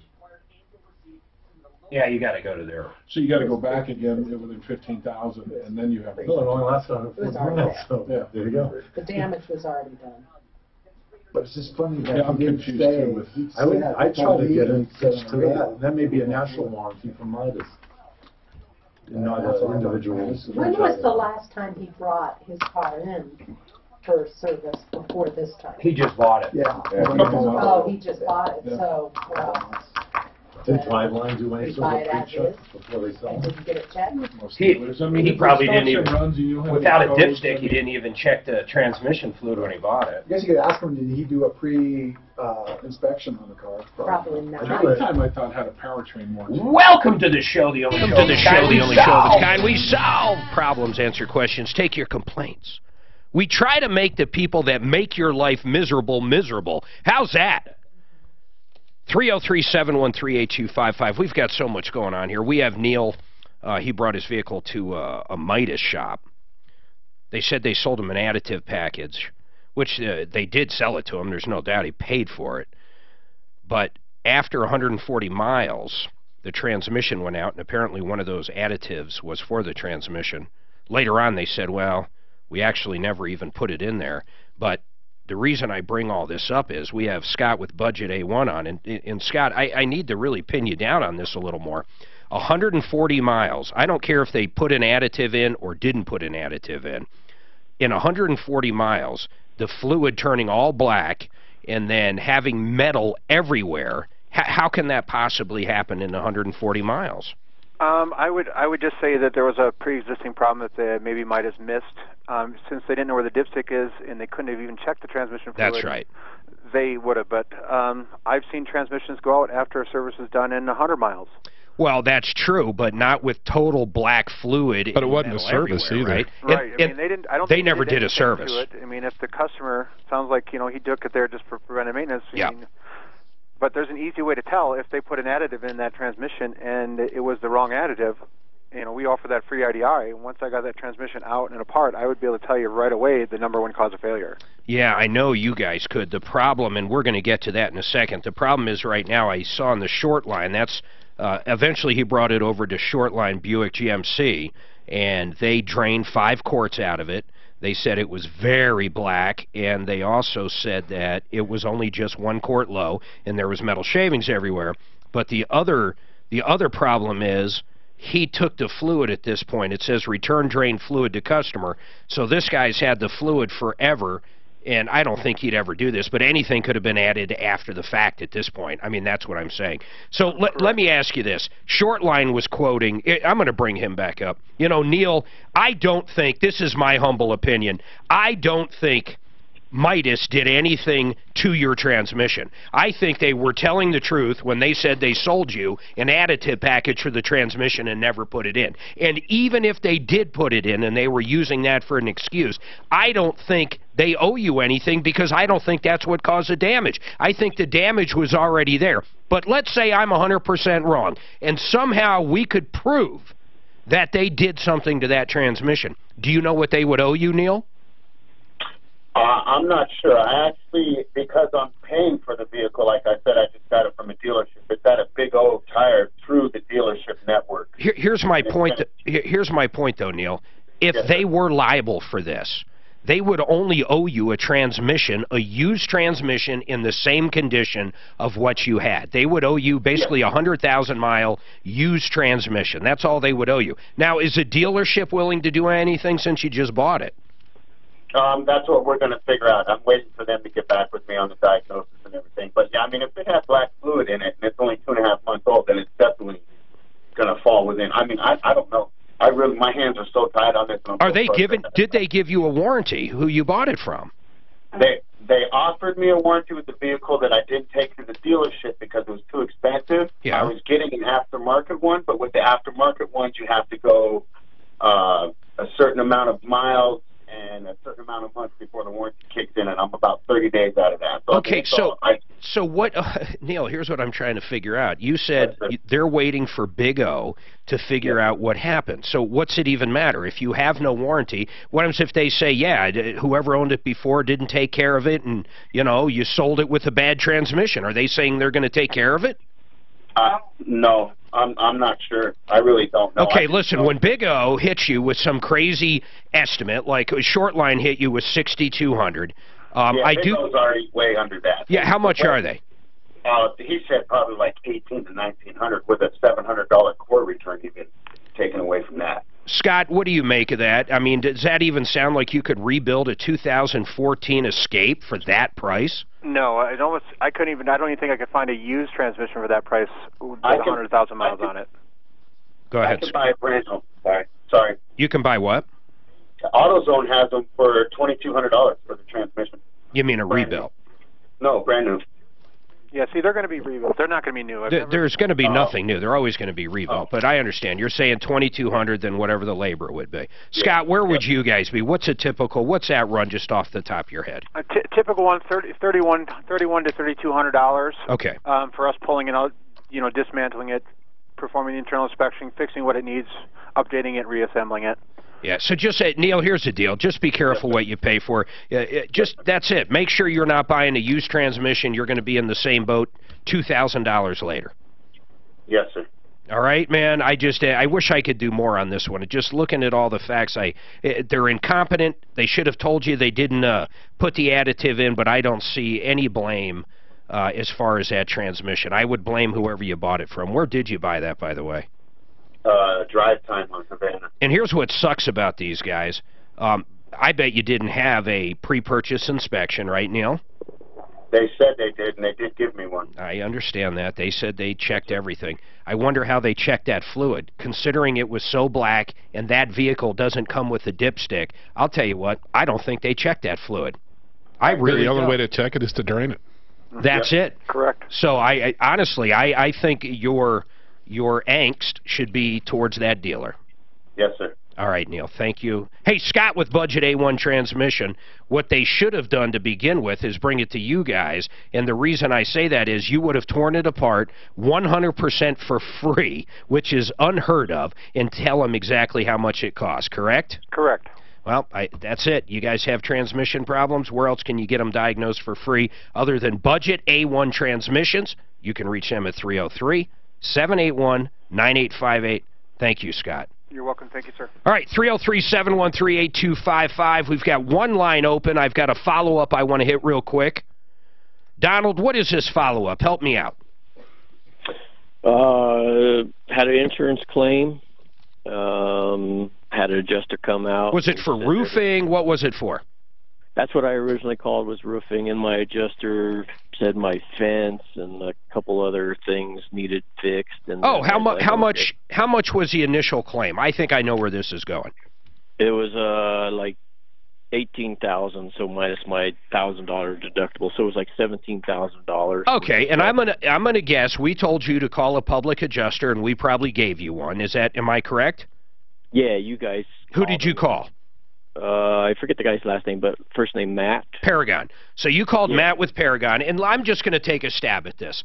I'm going to guess Matt found some other damage, maybe on, a section of the roof they didn't want to pay for, or a section of the siding they didn't want to pay for, and he probably got you maybe overhead and profit. But you tell me, what happened? What else did Matt find after your insurance company came out and said it was $18,000? So Matt, he said, actually my adjuster took pretty good care of me, he said, and then he said the only thing that he didn't do, I paid to have my house painted like probably 2 summers ago myself. Yeah. And then he found a whole bunch of paint damage from the hail. Oh, so he got you a paint job. He got me a paint job, and then he got me the overhead and profit. And that's 10%. I mean, right there is going to be $1,800, man. Right. And how much do you think the paint was? Are you going to get the entire house repainted? I don't have a figure yet, but he said it's going to be a whole paint job. So I mean, that's going to be what, $3-4 grand exterior paint, $1,800, $6-7. So you went from $18,000. I bet you he ends up getting you at least another $6 from what you're saying. You might actually get another $9, man. That's what I was thinking. So, windows, for people listening that had hail damage and siding, windows are a big one too. Those little seals can break. And when those little seals break, it doesn't mean the glass is broke by any means, but once that seal's broken, the integrity of the window is shot. A lot of times the insurance company will glance right over it. The homeowner never would ever in a million years think to look at seals. They don't even know what they're looking at. But a lot of times these public adjusters get involved, and it's a $12,000 claim that goes to like $30,000. Hey, I appreciate that update. I really do, Donald. We love hearing stuff like that. Thank you. One line open, 303-713-8255. We've got a problem with Skyline Mitsubishi. We're still working on this Stars Plumbing. Actually, we can probably free that up. We're going to give them a little time to get back to us. Deputy Daff talked to them. In fact, Deputy Daff, maybe reach out to them again on break, and let's see what we have Mark, there. I have your expert on for that call, too. Oh, Bob Logan is on. Hey, Bob, I've got to ask you something, man. You there? Yeah, how you doing, Mark? I'm doing great. Listen, man, this is crazy. This place called Stars Plumbing. came out and quoted this guy. I'm not going to get into the nitty-gritty, but quoted this guy $7,500 for a sewer line replacement. The guy was selling his house, and pretty much the buyer's agent or the buyer's, what do you call it, inspector, said, hey, we ran a camera down there and blah, blah, blah. You've got two bellies. We want this fixed. So the guy's trying to say it didn't need to be fixed, but that's not even the issue. So Stars starts fixing it. They dig up the yard. They're doing whatever they need to do as far as the excavation goes. And about midway through, and I'm going to bring him back in, how long after they started, Scott, did the price start changing? It really was quiet until the day 3, I think it was, until he tried to get us to sign something to say it was going to be over 16.5 because he wasn't going to finish it unless it was like that. Did you sign that, by the way? No, we did not. Okay, good. So here's what happens, Bob. 3 days into the job, they say, whoops, we're sorry. The estimate we gave you, you do have that estimate in writing somewhere, right? Yes. Okay, so they gave him an estimate for 75. Yes, it says the price can change, like any estimate, Bob. I mean, you're digging into a yard. I get that. But it goes to $17,000. Is that even possible? Can you even imagine? Now, tell him, Scott, tell Bob why they said it went up over 10 grand. He said he had to use flow fill to fill the entire trench because it was caving in the city street. Okay, so they're digging into the street, and it sounds like you're in an area where there's a lot of very sandy soil. Yeah, it was definitely when he had the hole open the first day, it didn't cave in, but they didn't finish it the first day. It was the overnight that second day where it started to cave in, and that's when they started having the problems. Okay. And part two is the city inspector told them they would have to fill the entire trench, which was supposed to be a lot smaller than they actually made it with flow fill, but he did not put that in his estimate. He was lying about that originally. Okay. Yeah, well, Bob, the real question is pretty simple, though. I don't care if it's automotive, I don't care if it's getting my house painted, I don't care if it's getting a new driveway with cement.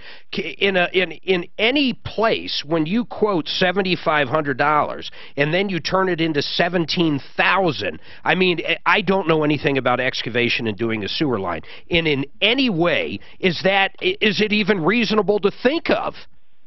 To me, it sounds extremely unreasonable, but I don't want to say that he shouldn't have changed the bid. So 99% of the time, we're going to give you a flat rate. Nothing's going to change. I know Plumline will. I know that, but I'm saying in this circumstance. When you're in the street, that's where costs can skyrocket, especially because, like Scott said, we're required to backfill with flow fill. And if that trench starts caving, if it gets bigger, those costs can jump very quickly. Now, to go from 7,000 to 17,000 just blows my mind. Here's what we had. This one guy. He's director of. Listen to this. The director of sales and marketing for Apex Plumbing. He just. Apparently they're referred to as the underground guys, but he put this. We perform about 1,500 sewer repairs per year. 99% of work in the right-of-way requires flow fill. Some cities allow backfill with compaction with testing, but that is not normal whatsoever. These guys are scamming the customer. So on the initial, what city was this? Evans. So the flow fill should have been bid initially because regardless, even if the... But it wasn't. Is that what they're saying, Scott? That's correct, because I didn't find that out until I talked to the city inspector afterwards. And how much of the $17,000 is that? It's like 10,000 at least. See, this is what I'm saying, Bob. How do I possibly say to somebody, automotive's different because there's actual laws that make this so it can't happen. But I rip someone's engine apart, tell them it's going to be $3,000, and then when it's halfway done or not even halfway done, go, that's going to be $7,000. Pay me or don't get it back. No, I agree, and so. The flow fill should have been part of the bid initially. Yep. Beyond a shadow of a doubt, that should have been part of the bid initially. Now, again, if that trench caves and it gets wider and extra costs incurred, what any contractor, including us, would do would say, you know what, at this point, it is in our estimate that these things can happen. All we're looking at doing is covering our costs at that point. So we're not gonna mark that stuff up. No, I think these guys, in my opinion, these guys are scamming them. They're taking advantage. It sounds like to me. All right, listen, guys. I have got my hold on, both of you. I've got my board up, like he's ready to literally wring my neck. We'll be right back.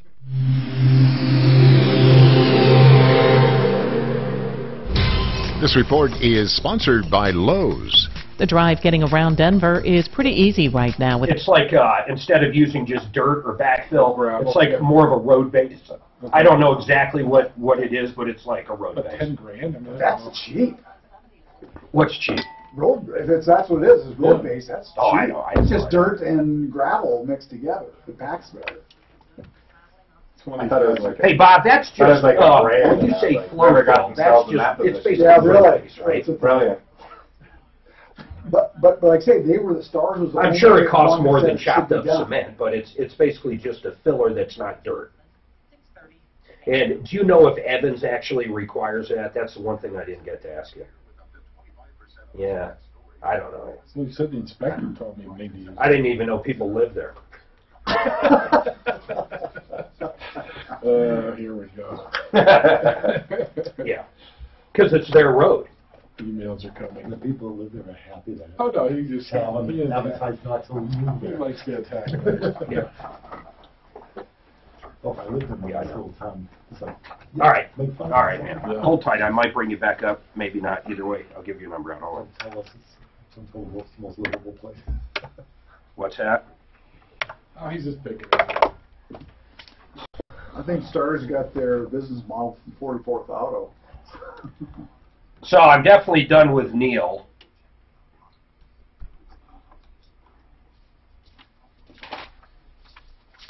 Court trying to collect fees after 25 years. I wonder what court. It's odd he says court. In 25 years, there's got to be a statute of limitations. Not if they keep renewing a judgment, if that's what they're saying. I was reading up on that, man. Most states, you can keep renewing and go forever. Or did they keep renewing it? You can get rid of it with a bankruptcy, most judgments. But if they would have had, he would have been said that every 6 years or 7 years and stuff, they would have sent that to him. This is not a court. I mean, Someone bought the receivables. I had Yeah. a dentist, an optometrist tried that. He went bankrupt. An optometrist that went bankrupt. And I got contacts from him 5 years later after he closes. I'm not done with the caller, though.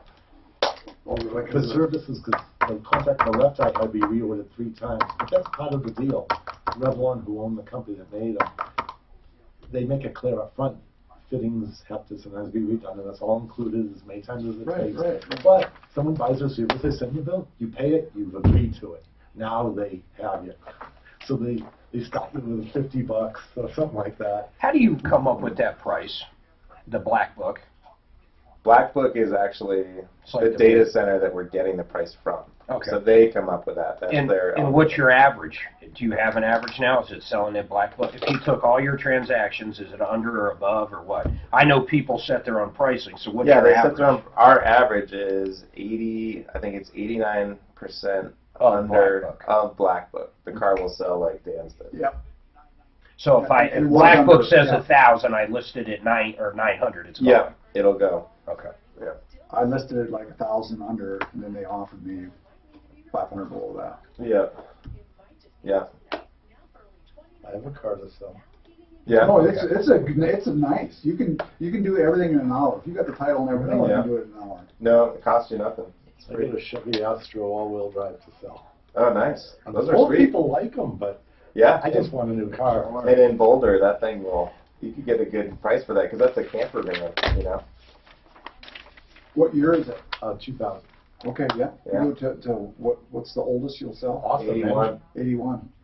Awesome engine. in Yeah. that thing. That'll. I'm told it's the best engine series that GM has made. It's a poor man's Sprinter van, you know, in Boulder, I but have you a are, Sprinter, but you know. that was my first service van, was the Astro. Yeah. Huh. Yeah, they love that. I got extra heavy springs in the back that I had a company in Longmont make us. Yeah. There's a spring company there that built their own spring packs. Yep. That was my first service vehicle. That was a real service vehicle. Yep. Before that, I just ran out of cars in the old days. How many miles does that have on it? 119. It's not bad. No. Yeah, it'll go a long time. Yeah. Yeah, the people who bought my car, she financed. You guys ever wonder how much energy your house could create? In other words, how much efficiency is your site for solar? How much could you save each month if you did have solar? How much does a solar system cost? How much or how long does it take for the solar system to repay back and you start actually cash flowing on it? These are the questions that could be answered very quickly and very easily. You go to gocamsolar.com/troubleshooter. And you get a free site evaluation for solar efficiency at your site. Very basic information. You basically put in your address. They have this software that gives basically an eagle's eye view of your house. They can figure out how many panels, where to place them, what's efficient, what's not, is it going to work, how much you'll save. You get the idea. And it's 100% free, and it's fast. And if you do get a system from them, you ready for this? They're the only company I have run into, period, end of story, that has a 20-year parts and labor warranty on the solar system. They've done over 3,000 solar systems up and running to this day. Here's their number, 720-449-2935. But make it easy on yourself. Go to gocamsolar.com/troubleshooter. Very simple, very easy. All right, 303-713-8255. Keith has a comment on that. I do want to finish up with Bob Logan real quick. Bob, we talked a little on break. There is no way you think that this Stars Plumbing should have given him an estimate for $7,500 that did not include the proper backfill or the proper material as far as compaction to put this thing back together. Agreed? Well, again, I don't know the requirements in Evans, but I would say 99.9% of all municipalities require that. And see, here's the interesting part. So now he ended up selling the house. Hold on, I wanted to throw this in so you get this whole picture. He ended up selling the house. In escrow, they have $17,000, which is basically the bill. So they did close, the new people are in, and they're going to go to court. So my question is, what do you think is going to happen in court? I know you're not an attorney. I'm not an attorney. But what's your guess when the judge looks at this? Yeah. I really don't know, Mark. Exactly. I mean, without looking at the contracts or anything like that, and I told Suzanne I'd be happy to look at the agreements and what the extra costs were. You know what? Let's do that. Actually, I would love to do that. Scott, I want you to send all the information to Bob, and I want him and his guys to look at it. Okay. I do. And then the other thing I want to bring up real quick, Bob, I appreciate it, man. By the way, Plumbline Services, one of the things I love what they do is find fixer free. This has nothing to do with their plumbing division right now, but for $150, they'll send a certified electrician, licensed, bonded, insured, the whole bit, to your house to fix any problem. $150, not just to diagnose it, but to fix it. If it's something outrageous, yes, they'll give you an estimate. Let's say you need the whole panel. They'll give you an estimate for whatever the panel is, but you won't owe them a nickel for showing up and telling you what's going on. Find Fixer 3, 303-586-1086. I do appreciate you coming on, Bob. I'm going to get you all that info, all right? I appreciate it. Thanks, Mark. Have a happy new year, man. Okay, so, Scott, here's what I want you to do, man. I want you to get everything to us. We're going to give it over to Bob. Now, do you have an attorney? I wanted to ask you that. I do not. Is there a court date? We haven't gone that far yet. They're just, threatening a mechanic's lien on the house. Okay, well, here's what we might be able to do for you. So you definitely owe them some money. There's no doubt. In fact, I would say you definitely owe them whatever that original bid was, plus a little bit. Would you agree with that? I would agree with the $75.50. You'd kind of have to talk to me about why it would be more than that. Well, if they had to do extra work that they simply did not really know was going to be there, another $10,000, hell no. They were for sure incompetent, for sure. So I've got pictures of the whole job. Here's what I think we're going to do. We're trying to get a hold of the owner over there. Let me try to mediate, and let's see if we can't come up with an arrangement so it doesn't go to court. They're going to have to get an attorney. You're going to have to get an attorney. We might be able to help you out with the attorney side, but let's see what Bob Logan says. When I get that information back and we finally start getting... Go ahead, Daff. Yeah, they have gone radio silent. It goes right to voicemail now. Well, I want to give them the benefit of the doubt right now. Maybe we can work something out with them. It's Stars Plumbing. Okay, what do you mean by radio silence, though? I'm just saying it's going right to voicemail. I left a message. I spoke to someone before, but now right to voicemail. I know, that's a tough one. Let's see if we get them by the end of the show. Okay, let's try that. So hold tight, man, all right? Scott, here's what I want you to do. I don't need to hold and get this. I need to free up this line. But I want to get all the information over to Bob Logan. I want to get his assessment of the entire situation, what should have been done, what might have not been foreseen. I just want to understand it.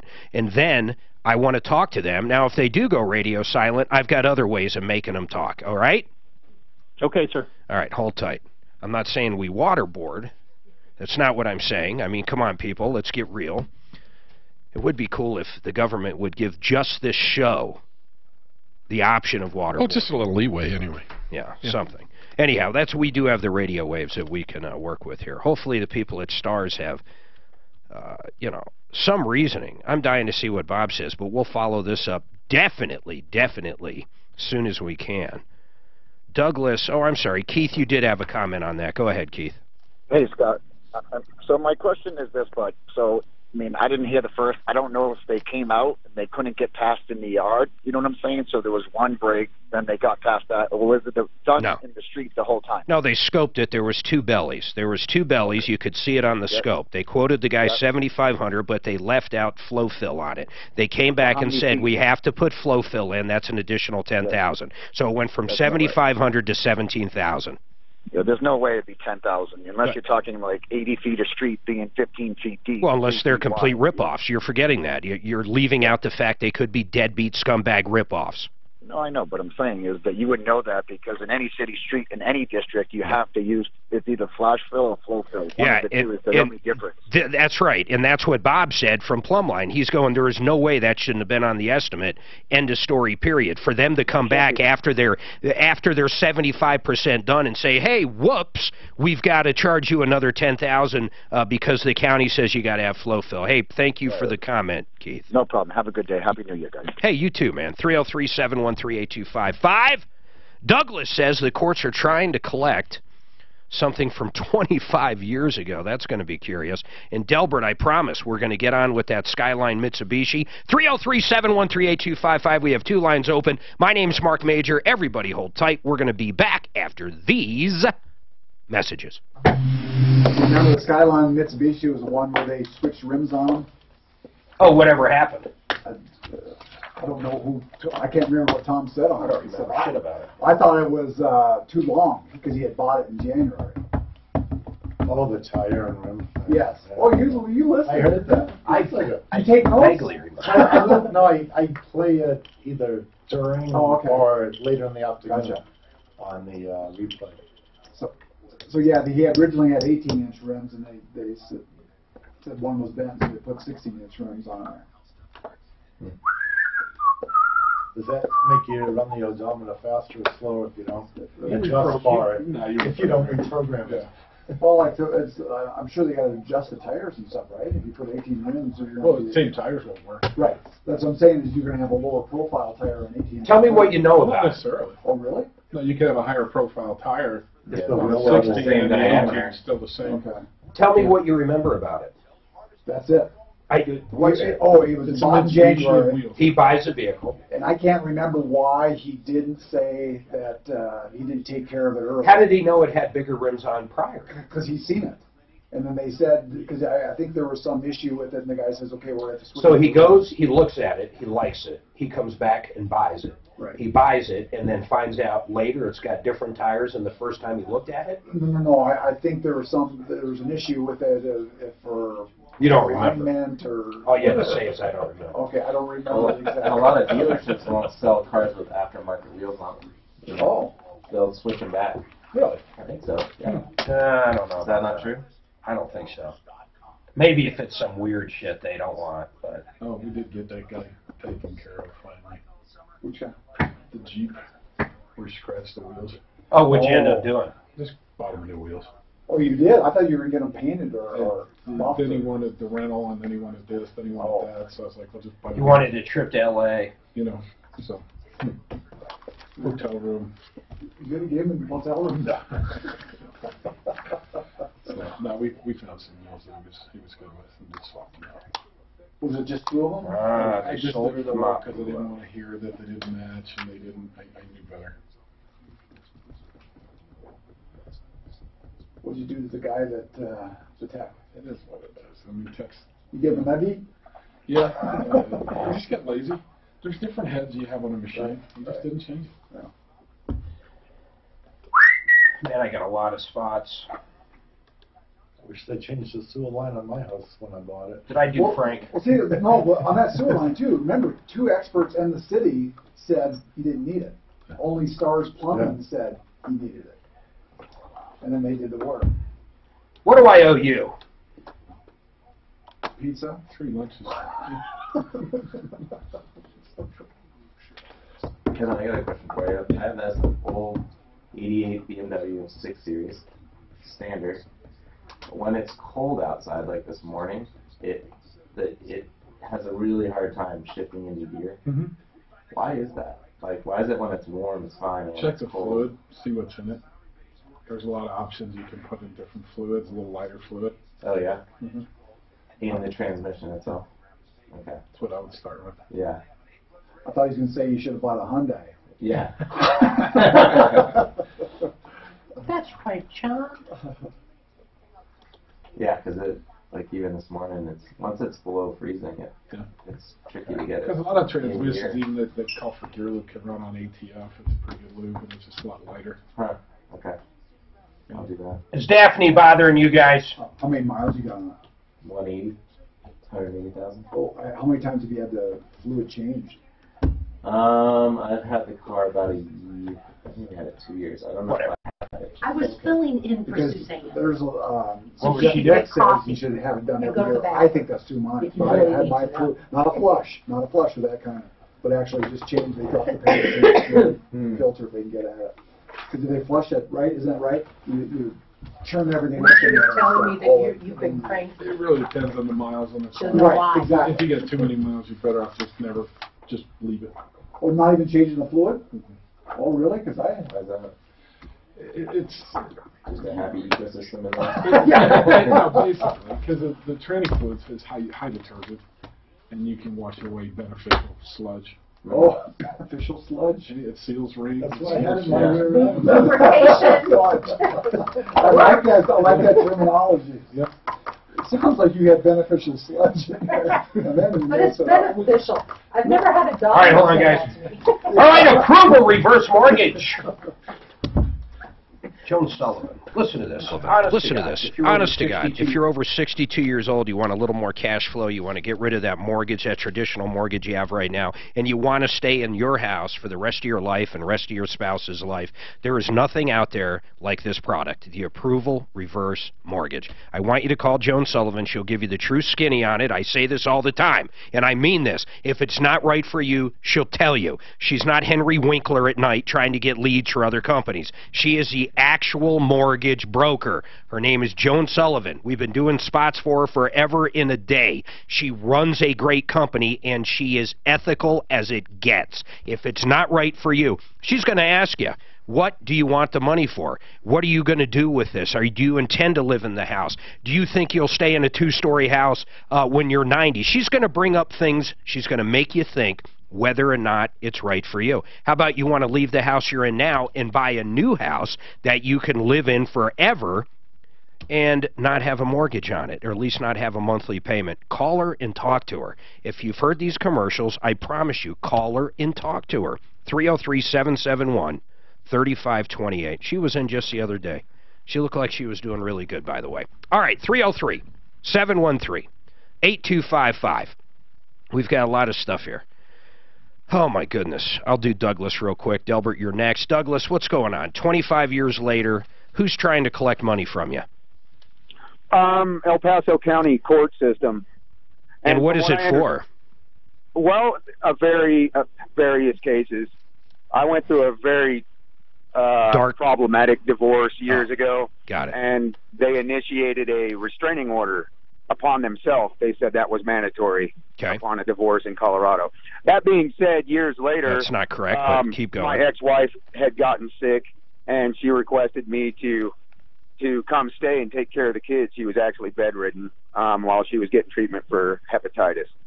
That being said, she got really sick.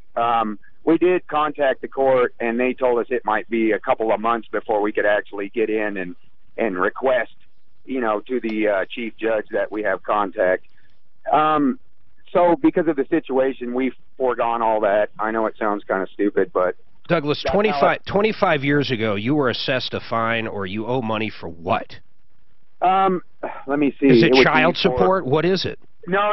One was child support, which I eventually paid in cash and made a deal with my ex-wife. It was over $26,000 at the time. I was doing well. And you paid her in cash? Yes, I got it all taken care of. She came with me and got a notarized letter. Well, to make a long story short, we tried it once, and then about 2 years later... Tried what once? We tried to... Reconcile? No, to show that the... Okay, hold on a second. I swear to God, I'm so lost, I don't even know what to say.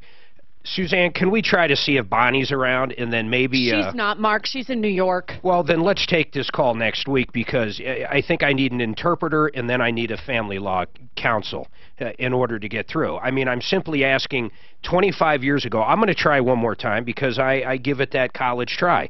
Douglas, 25 years ago, you still owe money for what are they claiming? Okay, this is unrelated to the child support, but it's for like a misdemeanor charge for receiving stolen property, and for buying a guitar, and then there was a felony involved. I can't remember the exact charge. So what do you owe? What do you owe the money for? They're saying for court costs and fines. Okay, then you probably owe... I think the real question is, can the courts come in and collect 25 years later? If they want to, yes. Even after I've served the time for that exact infraction of the law. He's saying at the time he had the option of serving time or paying up. He decided to serve time, and now they're saying you got to pay up to 25 years later. I don't know, Mark. Douglas, if you can't prove whatever you're trying to do, the answer is yes. They can still come after you for the money, and they probably have more power than you're thinking. What county is it? El Paso. I mean, they might be able to hold up your driver's license. I don't know what they can do or not do, but if you owe them money, you probably owe them money, bro. Right, that's the thing is, I was under the impression that they, the option is if you serve time, they get paid by the feds. Well, whatever impression you were under doesn't matter. It's whether or not you owe the money. I don't know. I don't know. I wasn't there. Generally, you're always going to have court costs. I mean, generally, I don't care if you go to the slammer or not, you're going to have court costs. How much money is it? Yeah, how much money are they talking? A combined amount of like $2,500 or something like that. Well, that's a lot of dough. Do you have the actual notice? Here's what we can do. Send us over the notice. I'll have one of our attorneys look at it. Do you have something from them? Oh, yeah, I've kept everything. Well, okay, what do you have? You have something saying you owe us $2,500 and it explains why, correct? Yes, it does. Okay, you're not going to send me like a menu from Denny's or something? No, I'm not. All right, hold tight. I'm more educated than that. Hold tight. I'm just playing with you, man. Hold on. Let's get that, and we'll shoot it over to Joe Lazzara. Joe Lazzara will be able to answer this question. Was it just me, or was that a little hard? Honest to God, I went a few directions. You're in a mood today, Mark. You're in a mood. I am not in a mood. 303-713-8255. Jeez, every time I look up, I'm past due. It's like my board op's not telling me when to go to break. Grant, what are you trying to do, bro?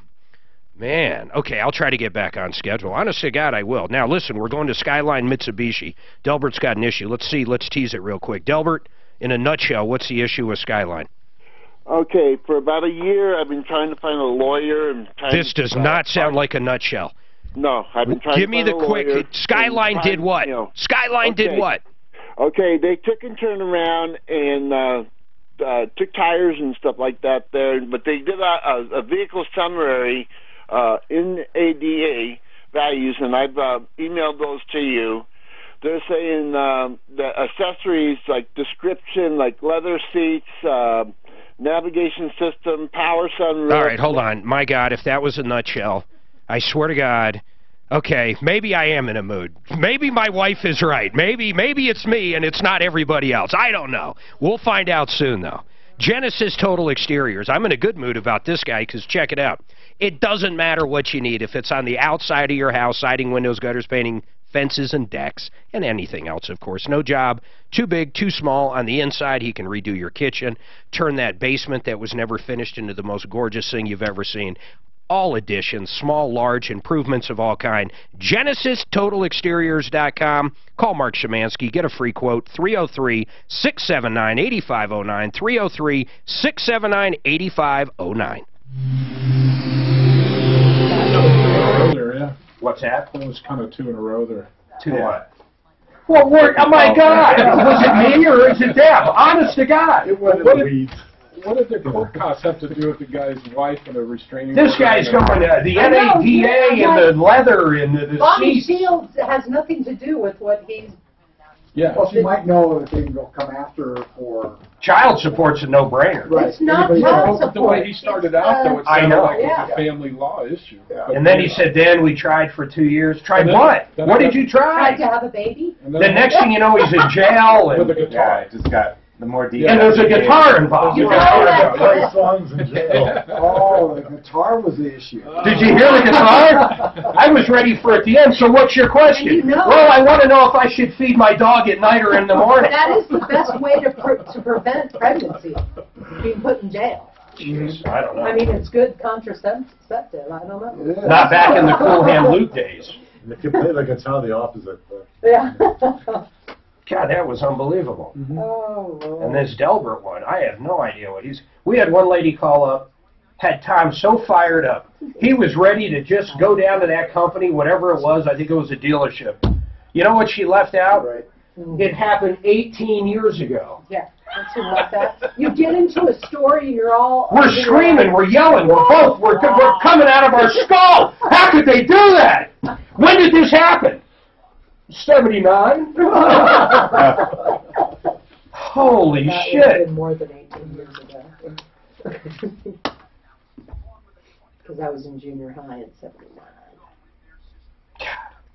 That drives me insane. I think most people like me in a mood, though, honestly. I don't know. Yeah. I have no idea. Your wife just My wife doesn't wanna find me have- too entertaining. She doesn't want to have a fight because she can't remember the last time you fought. Jesus. We haven't fought for years. That's what she said. It's just, I mean, once you're married, we're 25 years. Yeah. God. You've said or done everything you can to each other. I know. There Sometimes ain't you much. get Let's look at the watch. There's a couple things right here. Our next fight will be she wants to be turned into a diamond when she's dead. Oh, yeah, I heard about And then that. I said and then he'll find another woman and give her that diamond as the engagement ring. Oh, that's creepy. That would Knowing be, Mark, That's creepy. That would be. will you marry me? I love you. Will you marry me? What kind of diamond is this? It's a Suzanne. I'm terrified to go into it. You gotta wear my wife. They say the VD goes around there 5 like, years, they'll die. you know, cheap wine. Exactly. Viagra Keeps growing. flows readily. Just have water. It's like one of those towels. Every new spouse, it gets a little bigger. By the time you're on your fifth, it's like an 8-carat diamond Huge. with lots of flaws. Yeah, lots of flaws. There you go. Oh, You carry the flaws with you. How about when you're younger and you buy like your girlfriend? Our son just did this. It's cute, but it's so weird. You buy your girlfriend engraved jewelry. So he bought her something for Christmas that says, you know, Miles and Sarah. And I'm thinking, God, that's so weird to you. Because when they break up, if they break up, the jewelry is 100% useless at that point. Once they find a... But when you're young, you don't think of that. No, they're never going to break. Never. Like the But tattoo, it's yeah. better than a tattoo that Yeah. says Miles. Miles can be turned into mom. Yeah. But girls don't A usually have tattoo mom on her ass that says Miles. That's right. Miles and Can you miles. imagine? I went miles and miles. Lord, Miles. So many hard miles. Hey, honey, what's that say on your ass? Better than slippery when wet. That's from The Jerk, the movie The Jerk. That's good. Jerk's a great movie. She has it on. Look at these cheap oil cans. They're just blowing up. Yeah. They're shooting the oil cans. Stay away from the oil cans. I just watched that not too long ago.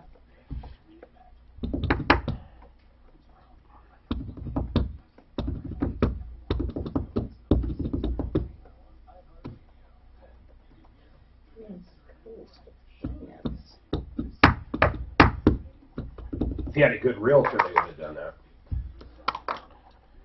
Yeah, I would never want to have to do repairs for anyone if I'm selling the house. Find another buyer. Dano, I've got a question for you, my friend Dan. Who is this? And if you get this one wrong, If you get this one wrong, I'm going to be astounded. I'll be astonished. Who came to this country with $300 in his pocket? Come on, man. Come on. Come on. It's an incredible story. Mitch Floria. Mitch Floria, Art of Granite. True story. Comes over from Romania.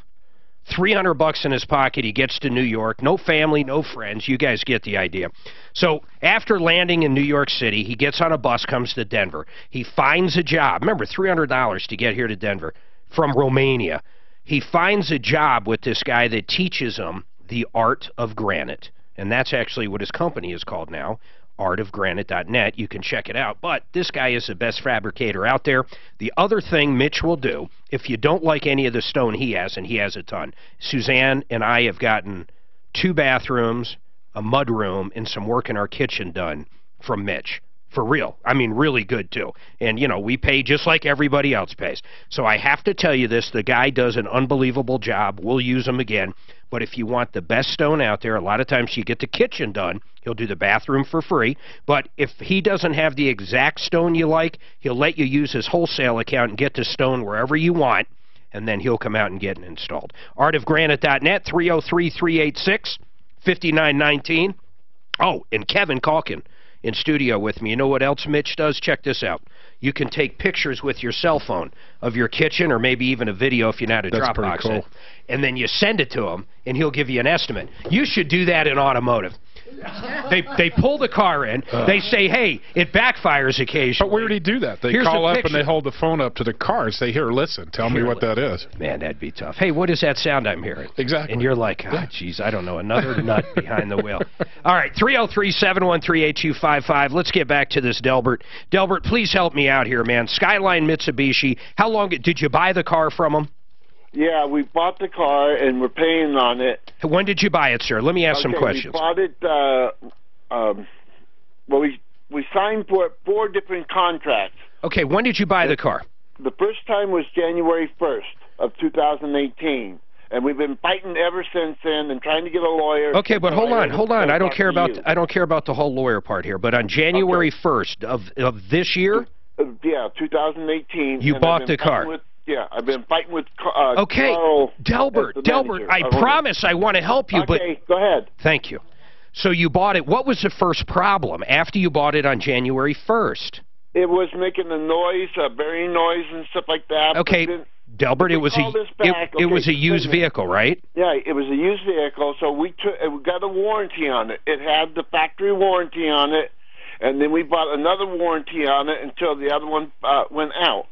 Okay.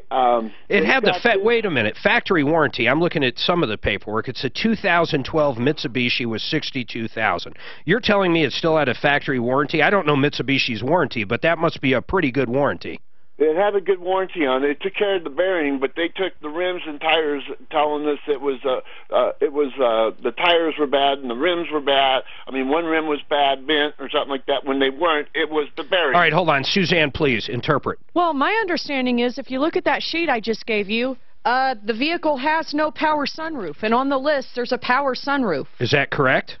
But this doesn't look like a sales contract to me either, Mark. Okay, so it doesn't have the power sunroof, but this is, I don't even understand what this is. This is just a vehicle summary with NADA values. Where did this come from? I thought it was a sales summary. And furthermore, Mark, he already came on the air once with Tom. It was kind of left too late. Why are you waiting so long to call us? But Dan said something about the rims.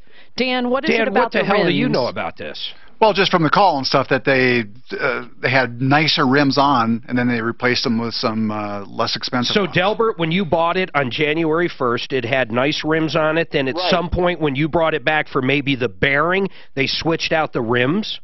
They took and told us they was going to put the same kind of rims and tires on it, and they didn't do it. So they put size 16 instead of 18s. It probably came with 16s, though. No, I don't know, but it's supposed to be 18s. That's So what they we took got. the 18s, and then they put on 16s. Did they tell you they were going to do that? No, they told the service department told me that they were going to take and put on the same rims and tires. If we call over to Skyline, I assume they're going to know who we're talking about with you, right? Right? Because you talked to Carl, because Carl took me down there. Okay, let's do and this. they Hold were on, hold on. gonna I'm not get gonna go through this again if we already did it. But Okay. apparently, maybe we dropped the ball. We never reached out. Anybody? Suzanne, Dan, Daphne? Did any of you guys call Skyline Well, on no, this? because Tom told him it was too late. Well, it is a year, but No, let's. Tom said to take and turn around and send him papers and stuff like that. Yeah, but is this all he sent? That is all he sent, Mark. Well, his papers I aren't. got the other, that's what Okay, I'm hold saying. on, I hold got on, the hold other on. Let's just do papers this. to send. Deputy Dan or Daff, I don't care who, but one of you call over. Call over to Skyline and just see why they took the guy's rims. I mean, I have no idea why they would do it. That's the only thing that doesn't make sense. He didn't say he had any. I got to ask him now. I'm getting sucked into this.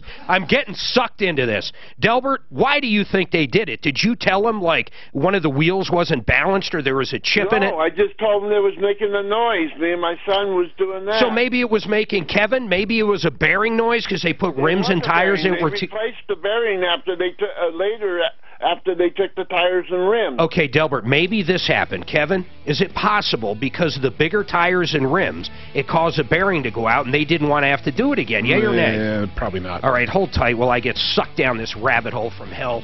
303-713-8255. Delbert, I'm just kidding, man. Hold tight. I do want to call over there and see what's going on.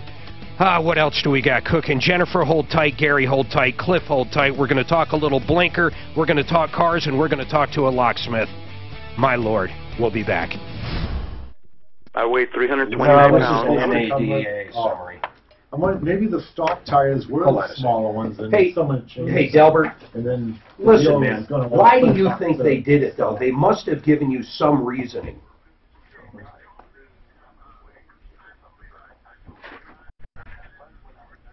Yeah. Okay.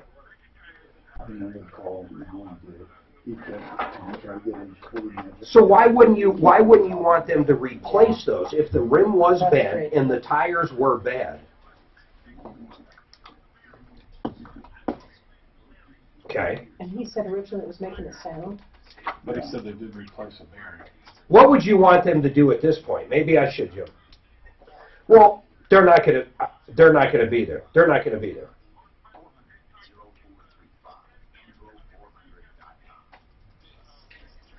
I think that's the way it came on down. Well, if the tires are no good and you got new tires out of the deal, what difference does it make? Well, rims are expensive. 18-inch rims, though? Yeah, 16s, 18s are all the same. But where does it say Yeah, that? we had like that much tire, and it was all rim. But this has this.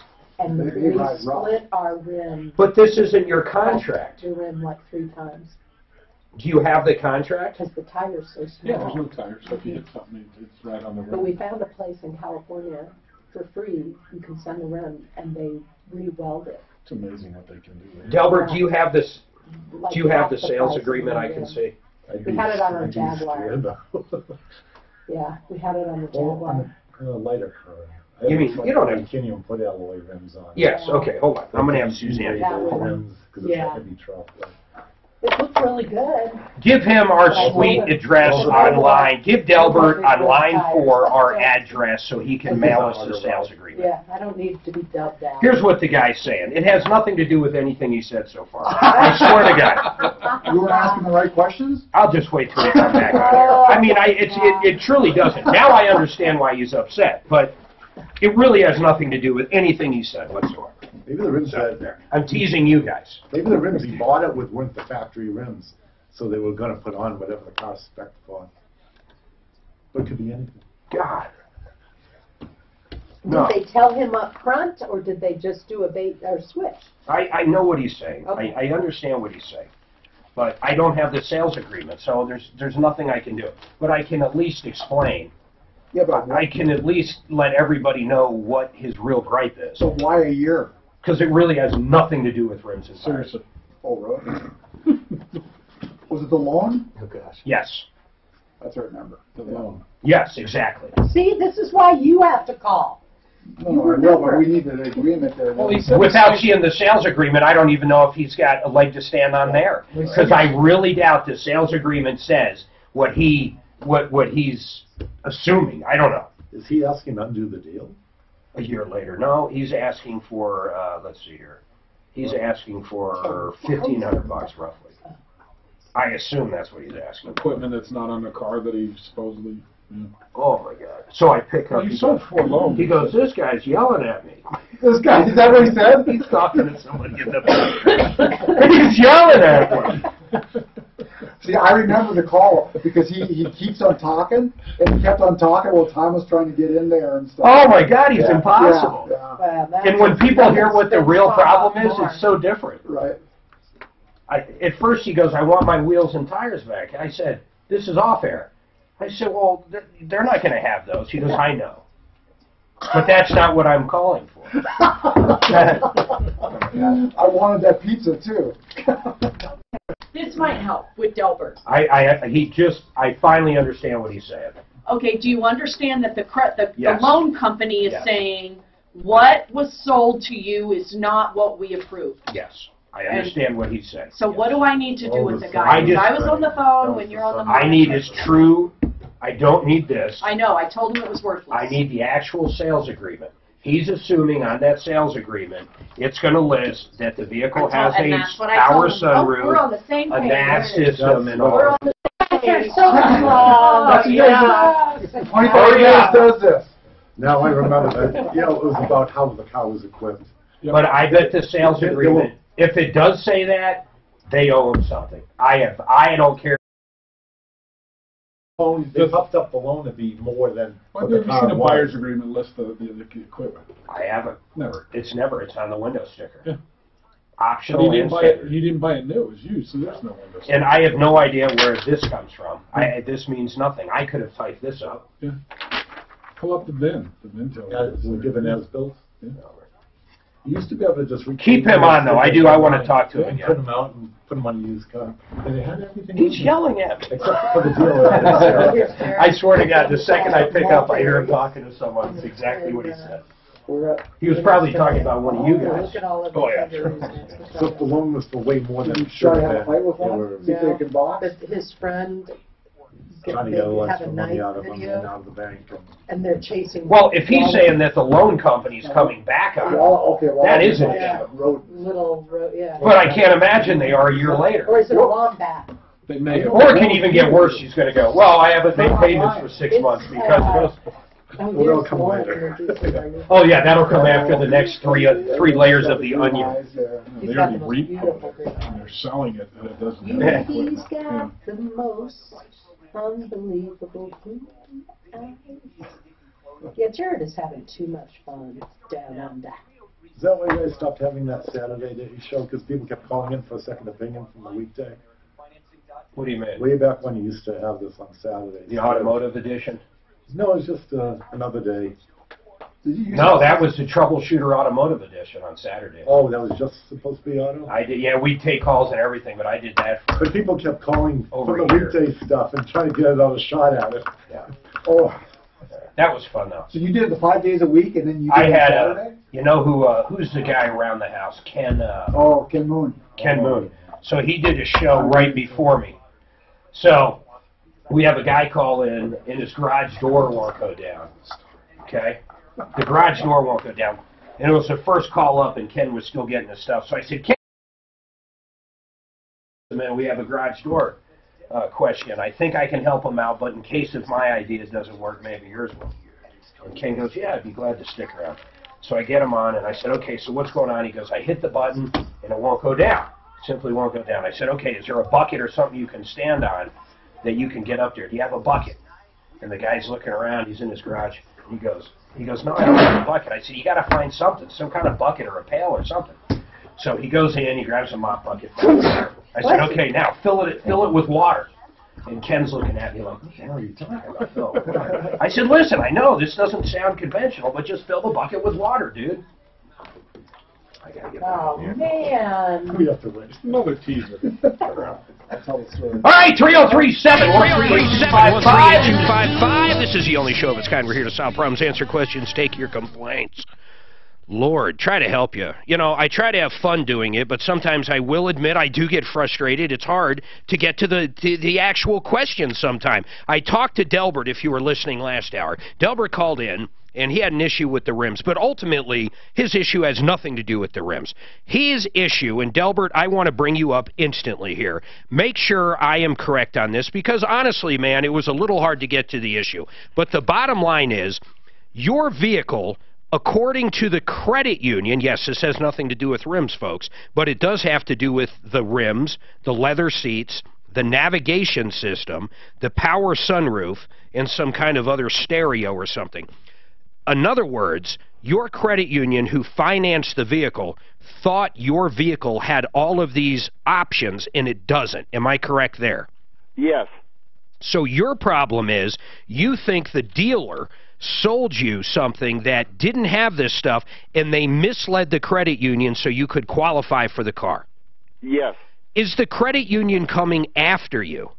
No, they're going after Mitsubishi that I know of. I don't know if it's true or not. I doubt they would even go after, not Mitsubishi, you mean they would go after Skyline. Yeah, Skyline Mitsubishi, yeah. Now, this begs, I understand the rim thing because they switched them out. That part I understand. But if that rim did have an issue, or if those tires did have a problem, and they put new rims and tires that do fit and are made for that vehicle, there's not much I can do with that. But well, they're saying that they took them off. He said, we got another set just like yours, 18-inch. He misrepresented them. On yours. Yes, and we are going to call Skyline and talk, I guess, just about that. But the other stuff, for example, the sunroof.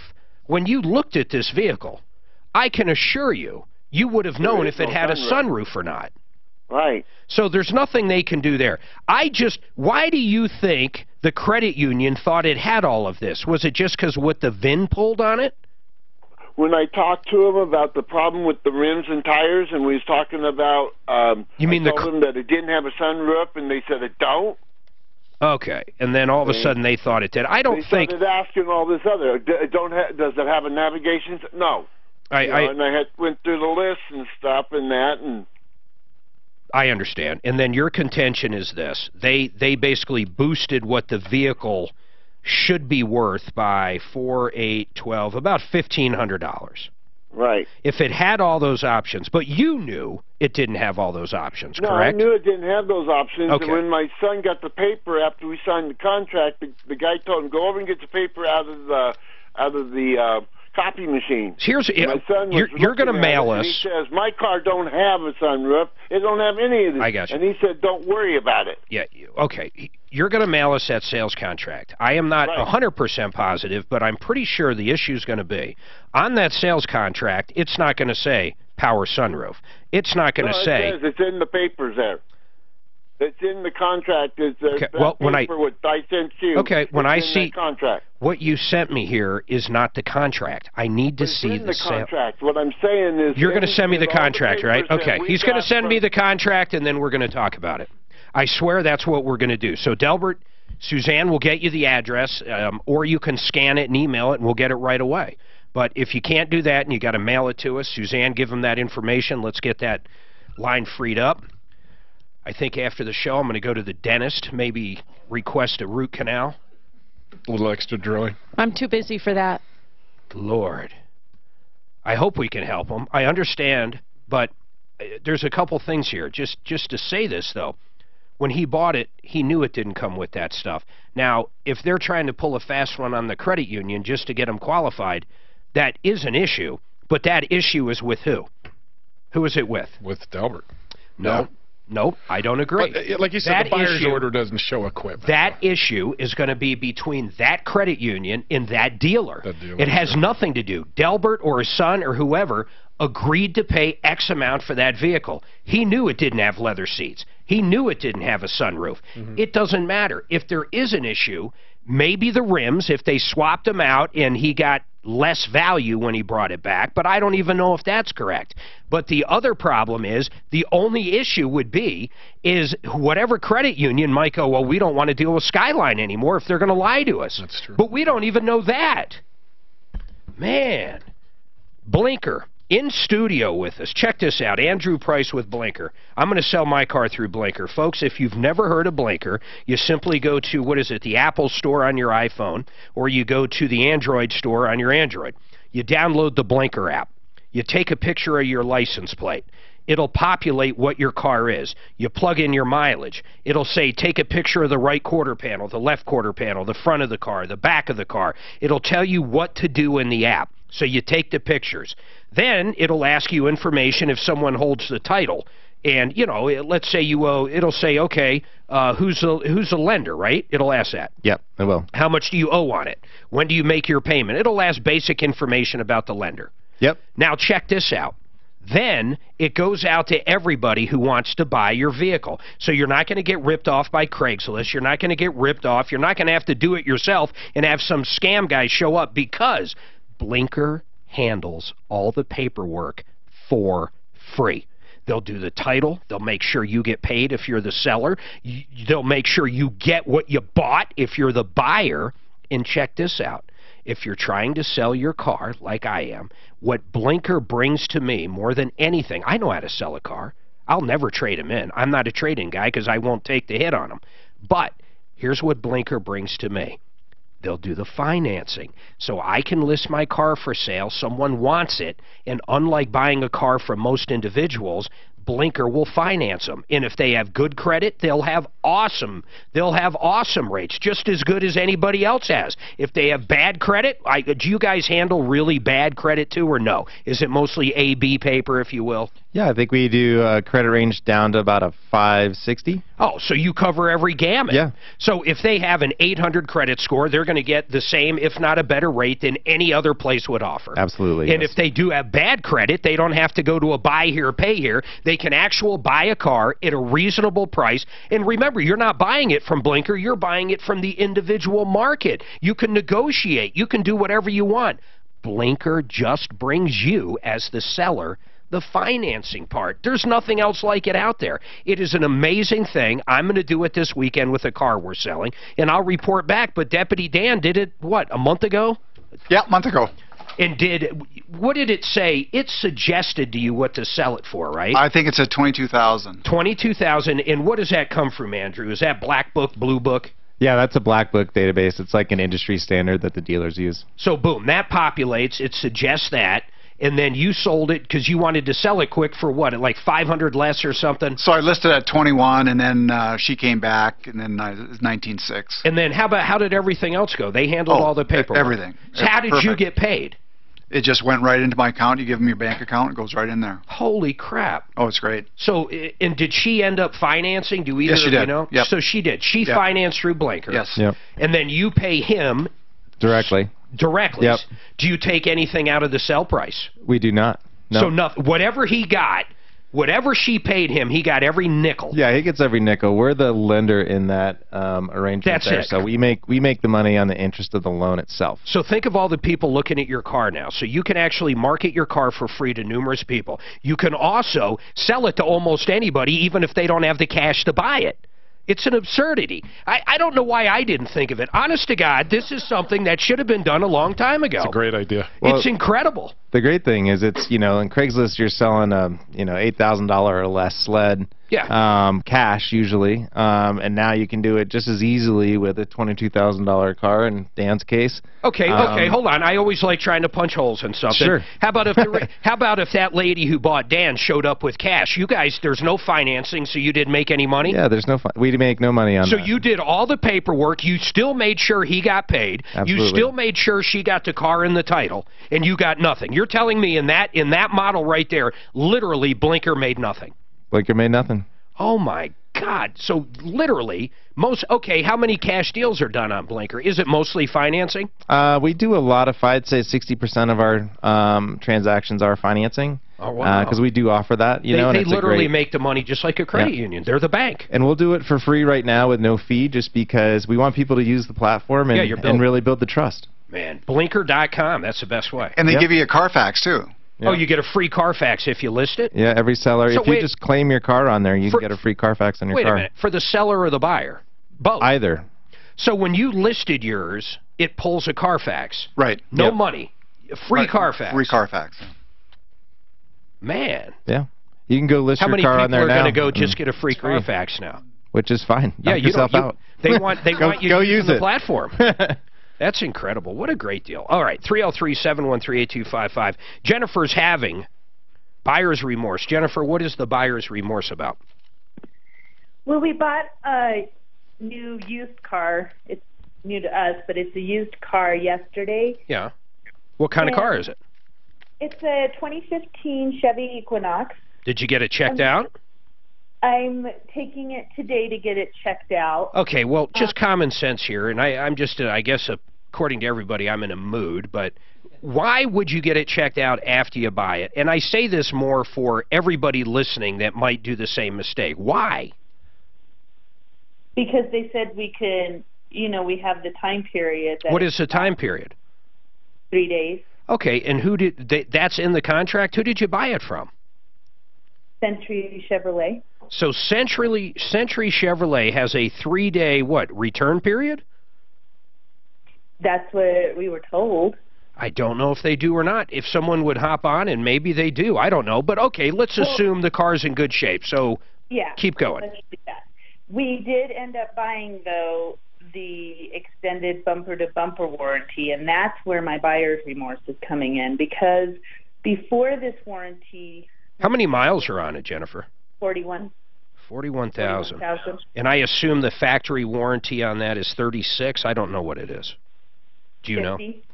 50? Yeah. So it still has a little of the factory warranty left?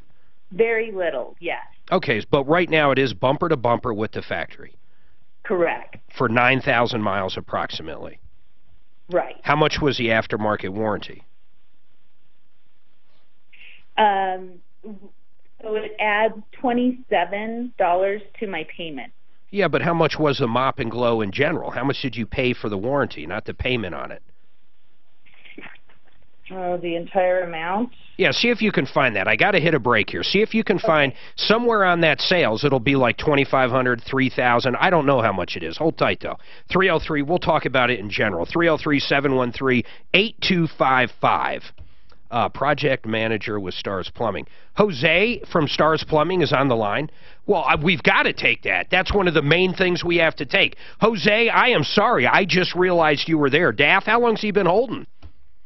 He just got on. Yeah, he just got on. Jose, I really appreciate it when businesses come on. I mean, we have someone saying a pretty big issue. You guys quoted $7,500, and he can hear me right now, and you guys ended up charging $17,000. Apparently, you left something massive out of the bid, but I want to get your side of the story right after this. This report is sponsored by your local Ford store. It's a pretty messy drive coming up through South Douglas County. I-25 northbound at Plum Creek. I can't wait. I am happy to do it, yeah. Cool. Don't tell me. I'm not going to tell you. Yeah, but did you say why they were the only ones that said it should be replaced? Dan, real quick, we served somebody for Sunny. Was that Clint who probably served Sure it Sunny? was. I haven't served anybody lately. And she's got court on the 7th and needs the proof of service, so. If we served it, it would have been Clint. I don't serve. Who is it? A gal named Sunny. Well, it's unusual enough. I figured maybe it would ring a bell. Ask Clint. What's it for, Suzanne? That's what I need to figure Oh, okay.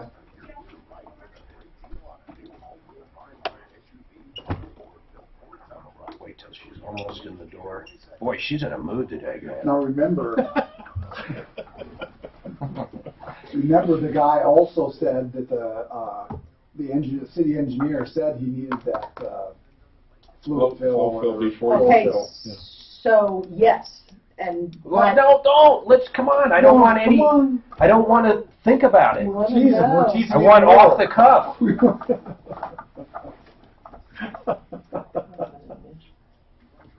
So what happened with the water bucket? Oh, so really, I'm doing this because it can more than anything. So I get the guy to fill it up with water, okay? And Ken is looking at me like, he just has absolutely no idea. And then I tell the guy, okay, now step in the bucket. And that's when it took the guy that long to realize that I was totally just, no matter what. And that's when he's like, oh man, I really called for help. I said, no, Ken Moon, what do you think? And it was the sensors, of course, which I knew. But I literally had this guy find a bucket in his house, fill it up with water, and go to That step was a in it. good call, Dan. That was the one, the Val's interior painting, did a bunch of painting, or they subbed out someone. They must have subbed out Sunny to Clint's paint. got that paperwork. Okay, yeah. And I went out there, we did that online. And Clint's not in the hospital right now, right? Clint is not in the hospital, but he's... Clint and I went out and he served him. I said. So he has the proof of service. Yes, but he's got to get it notarized. Gallbladder. And I said it was by a stone. I called it. We need to start betting. We need to start, I would be so rich. People owe me so many lunches. You told me the story. When you told me that story, you had the guy standing in the bucket. He didn't get in the bucket. He got close to the bucket. I had him standing on the bucket at first, and then when he couldn't reach it, I said, okay, turn the bucket over. Now we got to fill it with water. Especially after you eat. Are you son of a bitch? Ross and his cheap-ass chair. Holy cow, that's the Kaminsky. That's the Kaminsky. Oh, my God. The Kaminsky chair. It is. That's what they call it. I wish that was on video. If that's on video, I wish that was on video. Oh, Lord. I think somebody. I hope he's not advertising too heavy for these. I think somebody has set you up. I swear, I think somebody has set you up. We'll grab me that one in there now. Are you sure? You need the high one. You need the high one. Do we have that on video? Yeah. That goes with the microphone. Beautiful. We'll give that to Ross. Years ago on KOA, I did that on the air, but I was leaning back. I thought that's what you had just done. Look at it. So, It just fell right off. I got a chair that does that periodically, but that totally broke. It didn't just come loose. So they advertise it, and you said, or Ross will say, or you could buy Wow. a Kaminsky chair. It's a ride. I just fell on my butt. That was incredible. The Kaminsky chair, by the way. Give an ad for the... Ross actually got a chair for the studio. Probably about a month ago. And it literally says on it, property of Kaminsky. He calls it the Kaminsky, not to be confused with the Lewinsky. So here's the issue, though. No, that tall one back there, our old one. No, I don't think so. Anyhow, okay, fine, I'll use this for now. But here's the deal. It just broke, and when I say broke, I mean it broke. You need you're going to have to lose some weight there, Mark. Yeah, I guess so, man. No, I probably weigh less than him. No way, Jose. So, yeah, it's probably the new people in the afternoon. But I'm just saying. All right, I got to get back to Jose. Jose, listen, man, first of all, I appreciate you coming on. We had a caller named Scott, says he hired you guys. You guys gave him an estimate of $7,500 to replace the sewer line. And 3 days into it, you say, nope, sorry, it's going to be $17,000. That's correct. So what happened? So, unfortunately, and first of all, thank you for having me on the show. I really appreciate it. And originally the estimate was $7,500. Yep. It was a sewer line repair that we're going to do out in the street in the middle of a cul-de-sac. And with that estimate, we always include the replacement of the sewer line, which is a brand new pipe, the bedding, which is squeegee, which is what the city requires to put under and above the pipe up to a certain level. So like the flow fill? It's similar to flow fill, but it's more like sandy. It's basically what they require for bedding on the new pipe. Okay. And then after that, the next thing is to backfill it with the dirt that you excavated from that same work area. Sure. And basically compact it with a compactor, and then the top layer is a layer of flow fill, which usually one truck of that or less is usually enough for it. So that's always included in our bid. We already calculated that we're going to be using about one truckload of flow fill. He was saying that wasn't on the bid whatsoever, but we'll ask him again in a second. But you're sure that was on the initial estimate? It was priced on there. It wasn't worded on there per se, but it's already included in the price because we already take care of the first truck of flow fill. The problem that we have here is that the soil there, the dirt, was very unstable. My guys are working down there trying to connect this pipe, and the walls of dirt start collapsing on them. So what happens there? The inspector says, hey, listen, the soil here is very unstable.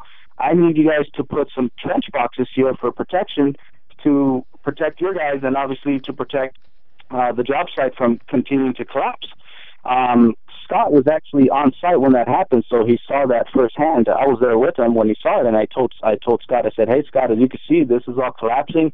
We need to bring some trench boxes here. And he agreed. He said, yeah, you're right. We've got to do what you got to do. So we brought those in, and like you said, 2-3 days later, we see that, it continues to collapse. So the inspector... Oh. Get him back on, please. I went to bring up the caller. Get him back on. Hey, are you there, Scott?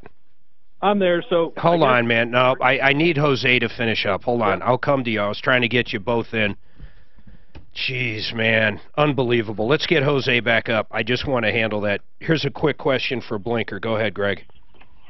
Hey, I inherited a vehicle from North Dakota. Had North Dakota plates on it. And I tried Hey, I'm sorry. Hold on. Greg, hold tight. Jose, if you're listening, call back right now. That was my bad, bro. We don't have your number. He called in. Go ahead, Greg. And I tried to get on Blinker to list it on Blinker, and it couldn't find the license plate, and it couldn't find the VIN number. Is that because it was registered in a state you're not in yet, Andrew? We should be able to pick up that registration in any state. It's registered in Colorado now, so if I type the registration number in, or how would that work? Because it's got a temporary tag on it right now. Well, you can type in the VIN, and it should be able to pull it up if you've been able to register it in Colorado. What year is the vehicle? 2010. Okay, so that's not a problem. What happens if someone does have an issue with this? How do they contact Blinker and say, hey, what's going on? You can just get a hold of Blinker support. Is there a phone number? Yeah. Oh, right on the website. Yeah, it's just right on our website, blinker.com. You can call support. And we're really good at working through those sort of issues around either registration or the title, things like that. Greg, get it listed and let us know what it was, all right? I will. All right, bro. Thank you. Okay, bye. All right, we got Jose thanks. back. First of all, Jose, sorry about that, man. I was trying to conference in. I nuked you there. So anyhow, you were saying Scott was right there when the inspector came out and said you guys had to build these boxes. Correct. That is correct. So how much did that add? I still go back to this. Keep going, though. I want you to finish. Sure. So the total invoice for those trench boxes that we had to put out there and the street plates that the city inspector requested came up to $1,428. So right between $1,500 just for that part of it. Okay. That's what we paid out of pocket. Okay. So then the inspector says, well, you cannot backfill the dirt back here because it's too dangerous. It keeps collapsing, and I don't want the surrounding asphalt in the street to collapse as well. So I now need you to flow fill the entire thing. And this is him standing right there with me, and he calls the city engineer, gives them the calculation of how deep and how wide our trench was, and they calculated that we needed 104 yards worth of flow fill to fill that entire area. And I told him, I said, hey, I think that's way too high. I think that's a lot. Luckily, I didn't take his advice, and I ordered an extra 5 trucks of flow fill, which ended up being a total of 60 yards, and we were able to fill it completely to the top where he requested with 60 yards of flow fill, where he was actually how much was that? Almost double that. How much did that add? That added up to exactly $7,917.78. So you're saying we ordered it. Was that your from cost? Martin Marietta. I'm sorry. Was that your cost?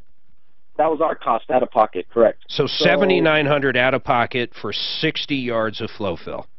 Exactly. Okay. 60 yards of flow fill, and that was ordered from Martin Marietta, which is the city's local, distributor for flow fill and cement and stuff like that. Yeah.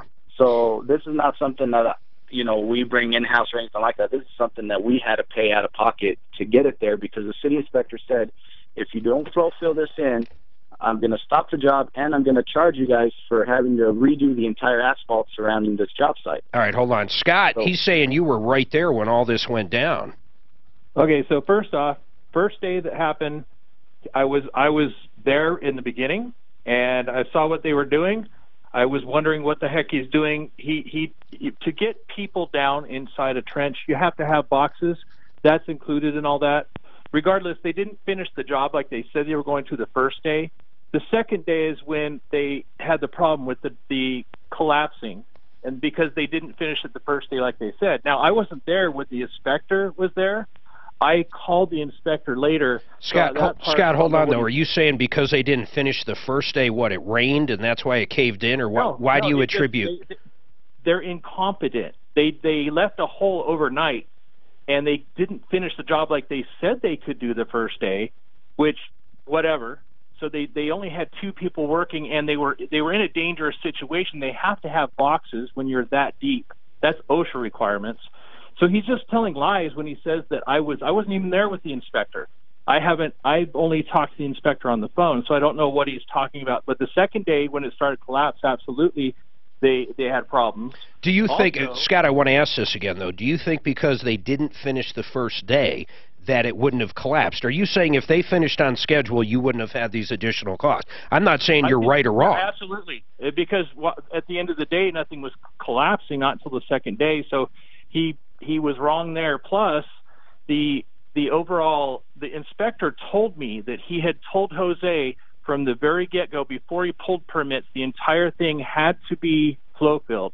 I found that out afterwards, whereas Jose told me, no, he was going to put the dirt back in. So somewhere there's something going wrong there. So Jose? I think it's massive incompetence. Let's let him talk. Jose? Sure. Yeah, thank you. And so, no, I never said that you were there with the inspector, Scott. I said that you were there with me when you realized that we needed trench boxes, and we brought the trench boxes.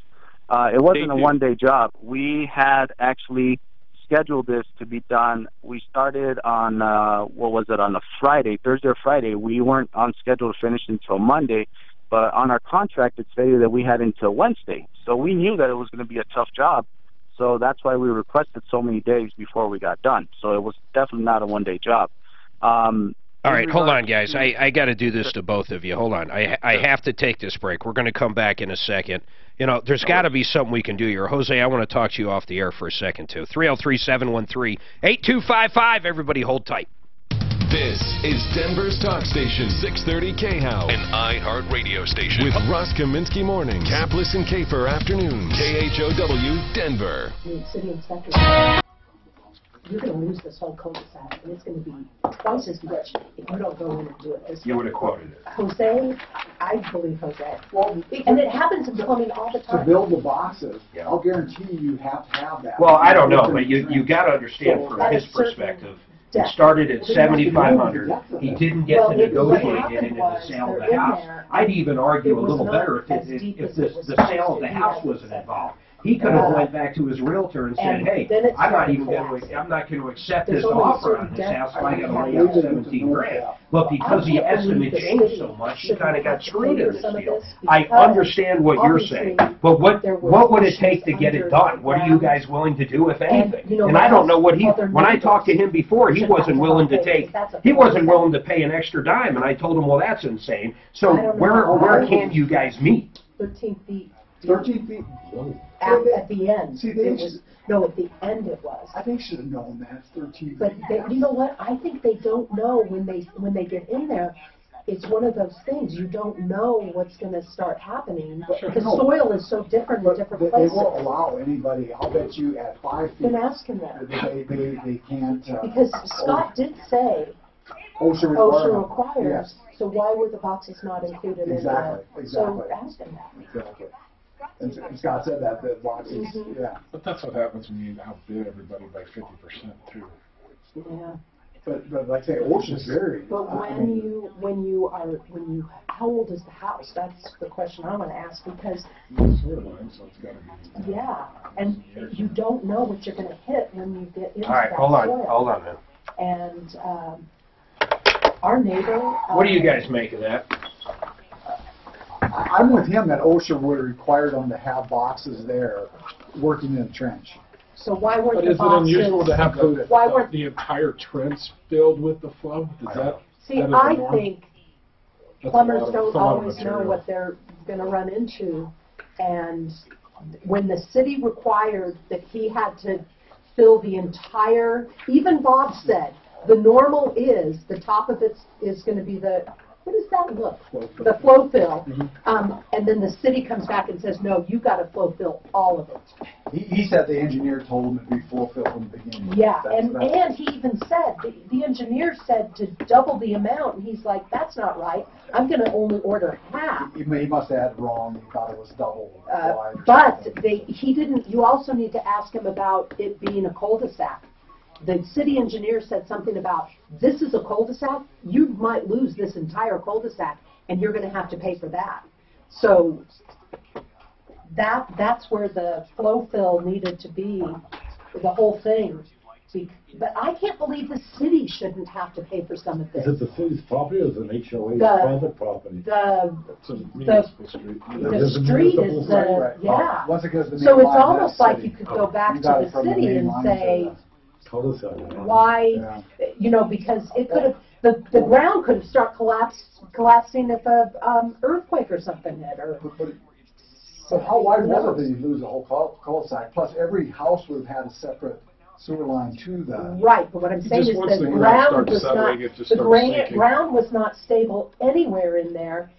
I think that why can't the city? They're not going to take. They don't take responsibility. Yeah, for stupid actually, our city, our neighborhood. Can you plug a 30 in real quick? Had his sewer line. It's my own inventory we run. Up. The city was a week late on doing the main line, and it went into his line. Tell me what, before we come back, I want to sandwich it. it. Had to pay for the damage in his basement, everything. So you should always look and see, did the city fault somehow? And then one more at 45 we can sandwich. I got 2 30s I need to do. For his new basement and new pipe out. They probably took it from... Hold on, guys.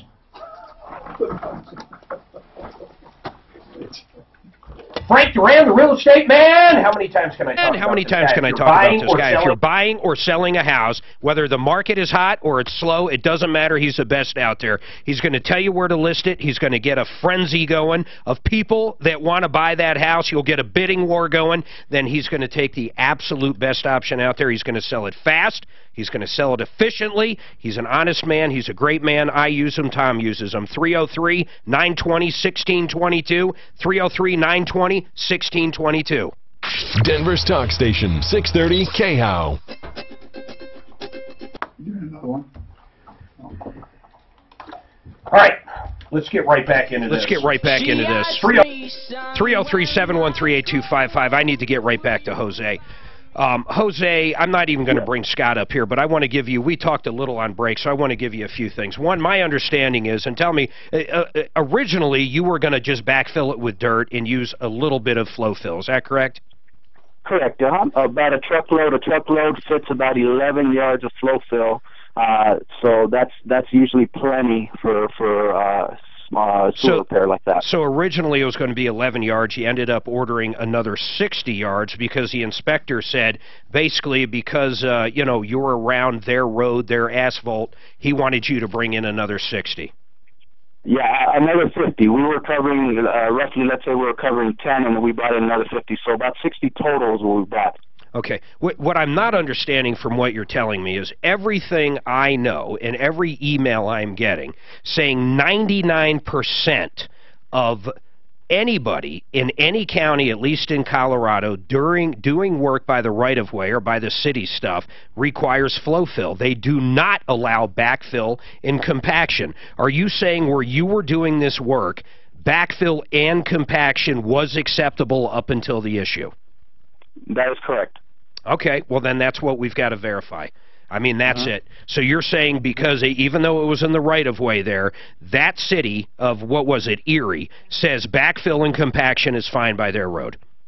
Correct, and that adds another thing, too. Another expense that I didn't even add on the invoice was the truckers that I had to hire to come and get all that extra dirt loaded and dumped, basically, because once again, we were going to use most of that dirt that we removed from that repair, put it back in and compact it, but now all of a sudden I have to backfill it with flow fill, so Well, here's that dirt in the middle of the road. This is what we need to figure out then. This should be pretty simple. Does the town of Erie require flow fill if they're in the right-of-way? I mean, should be a very simple question. Now, if they do require that from the beginning and do not allow backfill in compaction, what are you willing to do for this guy? Because that should have been in the original bid. The main problem here is not the fact, here's the main problem. The guy was selling the house, man. He could have negotiated all of this in the beginning into the sale of the house. You guys tell him it's $7,500. No matter how we look at this, whether it's your fault or not, whether it's something that couldn't have been foreseen no matter what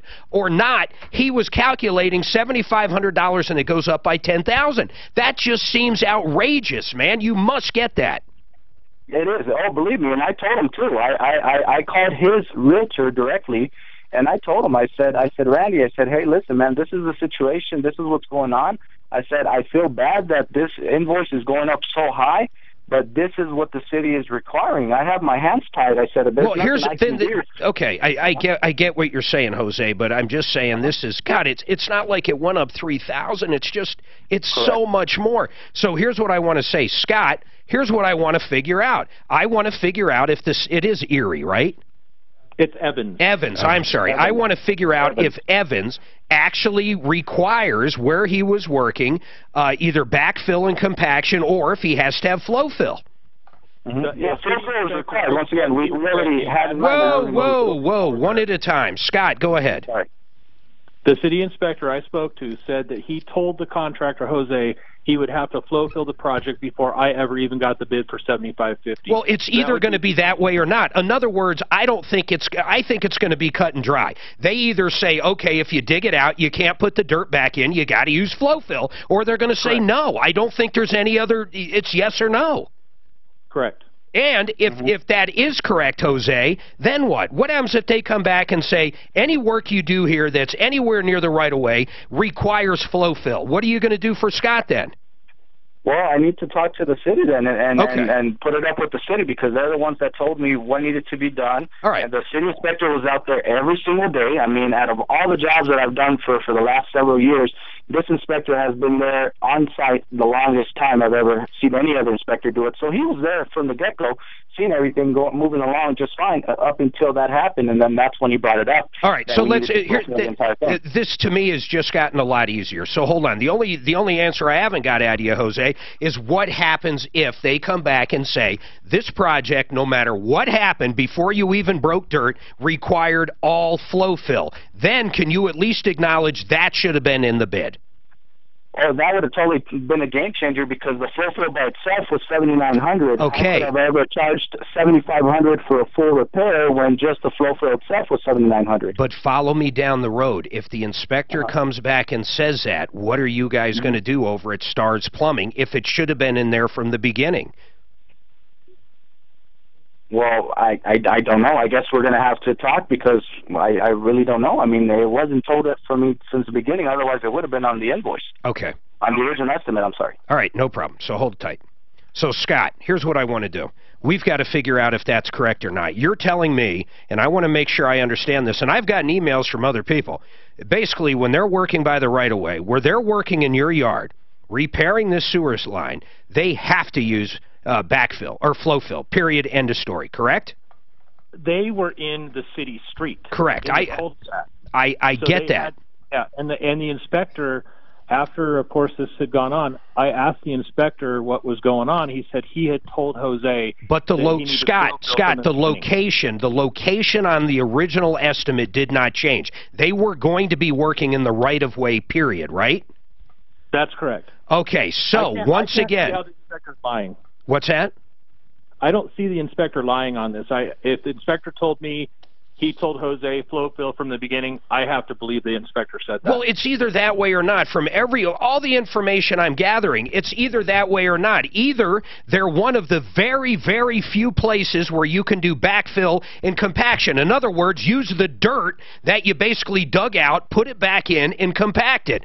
Or you have to use flow fill. It's going to be one or the other. But it was both. It was compacting It doesn't matter what they're saying. What Scott is saying is when you're working by their road, when you're in their right-of-way, you can't backfill and compact. And if that's the way it is, there is a problem that Stars Plumbing didn't have it on there.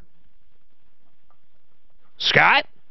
Yeah, I don't see any other way. Like I said, I don't understand how they wouldn't know to use what they needed to use to fill their hole. And you know what? I understand that. I understand and I agree with you. So that's what we got to find out. Deputy Dan, are you understanding everything here? Can you reach out to them and figure out what the hell was supposed to be done? In Plumline, once Bob Logan looks at this stuff, he'll be able to know too. You know what? You don't even have to look at it because we have someone else. So I'm just going to leave it at there until we find out. Got it? Scott? Yep, I'll send everything I've got to you. I need everything you've got, and here's what we've got to find out. To me, this is simple. Daphne, I have no idea why you don't think it's simple. If the city requires backfill or flow fill on everything they do, and this guy quoted backfill and compaction, what's the difference? They didn't require it until 3 days later when everything started collapsing. That's not what Scott's saying, though. But Scott... Okay, so I guess this guy, too, Apex Plumbing's a lying guy, too. He says 99% of work in the right-of-way requires flow fill. 99%. Bob Logan said 99.9% of work in the right-of-way requires flow fill. 303-713-8255. I don't know the answer. We're going to find out the answer. I assure you that. We're going to find out. And, Jose, I appreciate you coming on. Honest to God, I do. But if you were supposed to quote that from the beginning, we're going to have a problem. I swear to God we're going to have a problem. Jennifer, I'm sorry on the long hold time there. When we have a company call in like Stars Plumbing, I really need to go to them. That's okay. Okay, so you bought a warranty. How much did it cost? I asked you before the break, how much did the warranty cost you? 2006. So it's $2,000, and now you're having buyer's remorse on it. You still have some. You still got about 10,000 miles on the or 9,000 miles on the manufacturer warranty. 015 Equinox. I would, honest to God, will they take it back now and prorate it to 1 day? Well, that's they should. I'm calling to see if I can call and ask them to. I mean, I don't even care about the prorate. No. You can definitely call and ask them. Most warranties like that, you should be able to refund and prorate. Okay. Okay. If they give me a backlash, is there anything I can... Yeah, you can call in and we'll call over to them. I mean, it's only been 1 day. Okay. So I would say most of those warranties you should be able to do that. Yep. So you don't think it's worth keeping it? I never buy them. I never buy them. If you put that $2,000 aside, eventually would it cover everything? I doubt it. I never buy them. I personally never buy them. I don't care if it's appliances. I don't care what it is. I just never buy them. Honest to God, Jennifer. So you're asking someone that would never buy it. So therefore, no, I wouldn't. And then calculate the true cost of it. So you said it was, what, $27 a month for X amount, 5 years, 3 years, whatever you financed it for. They charged you $2,000, but you're also paying your interest rate on that as well because you built it into the loan. Well, that's what kept me up last night, is I'm going to be paying on it even after I can't use it. Well, that's what I'm saying. And generally, with most aftermarket warranties, you know, first of all, I'm not going to give this the same old speech, but they don't cover pre-existing conditions. Think of what that means. You can read that warranty. Somewhere in there, it's going to say, we do not cover pre-existing conditions. So therefore, if something breaks, if there was any issue with it before, it's not even going to be covered. I'm not saying every aftermarket warranty out there is bad, but Kevin, you deal with these all the time. Yep. In general, they're tough to get coverage. They are. They pay for failure of parts, not worn out All right, parts. listen, I have to take a break. So really, I'd refund it. If they give you a problem refunding it, email us at live@troubleshooter.com. This report is sponsored by Peloton. We've got one.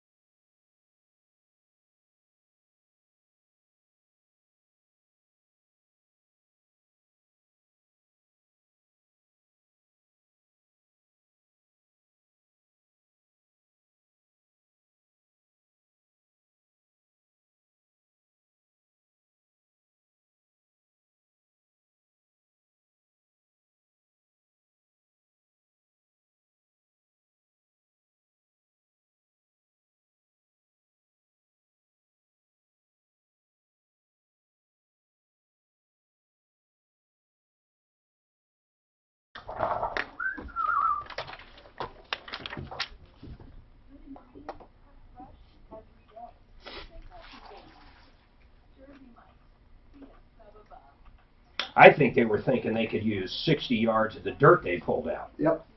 Yeah, and just put a top foot or so of the, yeah. And the city's saying, no, you're by our right-of-way. We don't want our street collapsing. Maybe they knew, and maybe they hoped to get away with it. Yeah. Here's the Why are you so adamant on that? No, because this is what happened. Stop The inspector, when they got, I know, I'm the one who's pissed him off. I told Suzanne that. I don't know why. But what happened was Scott, first of all, you're saying according to Jose. No, Scott originally... You were there? No, I'm giving you both what I've heard from both of them. Scott called the inspector. He was not there because Jose calls the inspector right away. This is what we're doing. This is the scope of the work. This is what's happening. We're going to do status quo. Status quo is backfilling, cutting down, and flow fill. Correct. Scott spoke to the inspector, and the inspector did say, yes, there will be flow fill. I think that Scott... Flow fill was going to be used no matter what. Jose uses flow fill in 100% of his. Daphne, listen. Understand. Bob Logan and 3 other people are saying anytime you're doing this by a road, which this is where it is, the right-of-way, you can't use dirt and compaction. You have to use flow fill in compaction. In Evans, I asked him that. I said, what is the rule in Evans that you do? And he said, backfill, okay, and flow. And that's all I was telling him. And if that's correct, I agree. But I told him what we would do. All right, 303-713-8255. Peggy's got a locksmith question. Peggy, make it quick. Peggy, make it quick, because I'm out of time. Oh, no, I don't think I can make it that quick. Okay, I was locked out of my condo last night. Yes. I locked myself out. Yes. So I called the very first number that I saw, and I know that was a mistake. Suzanne, sum it up. So basically what happened is she got a guy out there, was going to charge her a bunch of money. She said, no thanks, I'll go with someone else. Then he says, hey, give me $40 and I'll do it. Then he ruins her. He takes a crowbar, opens it up, and damages her property. He denies damaging it. Biggest scam out there. What happens is these numbers advertise everywhere. For locksmith services, they advertise on the internet, through Google, through Yahoo, through Facebook. They advertise everywhere. You call up, all they do is, well, here, jump in, our locksmith in studio with me, Jeff Rosen, City Lock of Boulder, and basically some guy shows up for a lead. They pay for the lead, right? Yeah, on the phone when you call up, they give you a very reasonable price. They send someone they never met out who is not insured, not background checked. They change it. And no way do they even know who they're sending out. Oh, he said, well, I can't open it the proper way. Yeah, because he didn't know how. Peggy, none of it matters. It was just a scam. You got scammed. I mean, where are you at now? What can I do now? You got to call a locksmith and get it fixed. His word against mine. No, there's no word. You don't even know the company it was. Yeah, who was it? It was under a locksmith.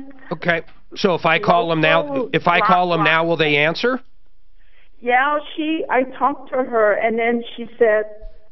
Okay, we'll call them. It wasn't, we didn't do the damage. She said it was already damaged, which is not true. And then how, okay, I guess really, Peggy, this is where we're going. We can call and put pressure on them. That's what we'll do. But okay. I don't know what, they're scammers to me. In other words, they told you we'll fix it for X. They come out and they want a lot more. Then when you say no. Yes, we can't open it the proper way. We have to charge you $285.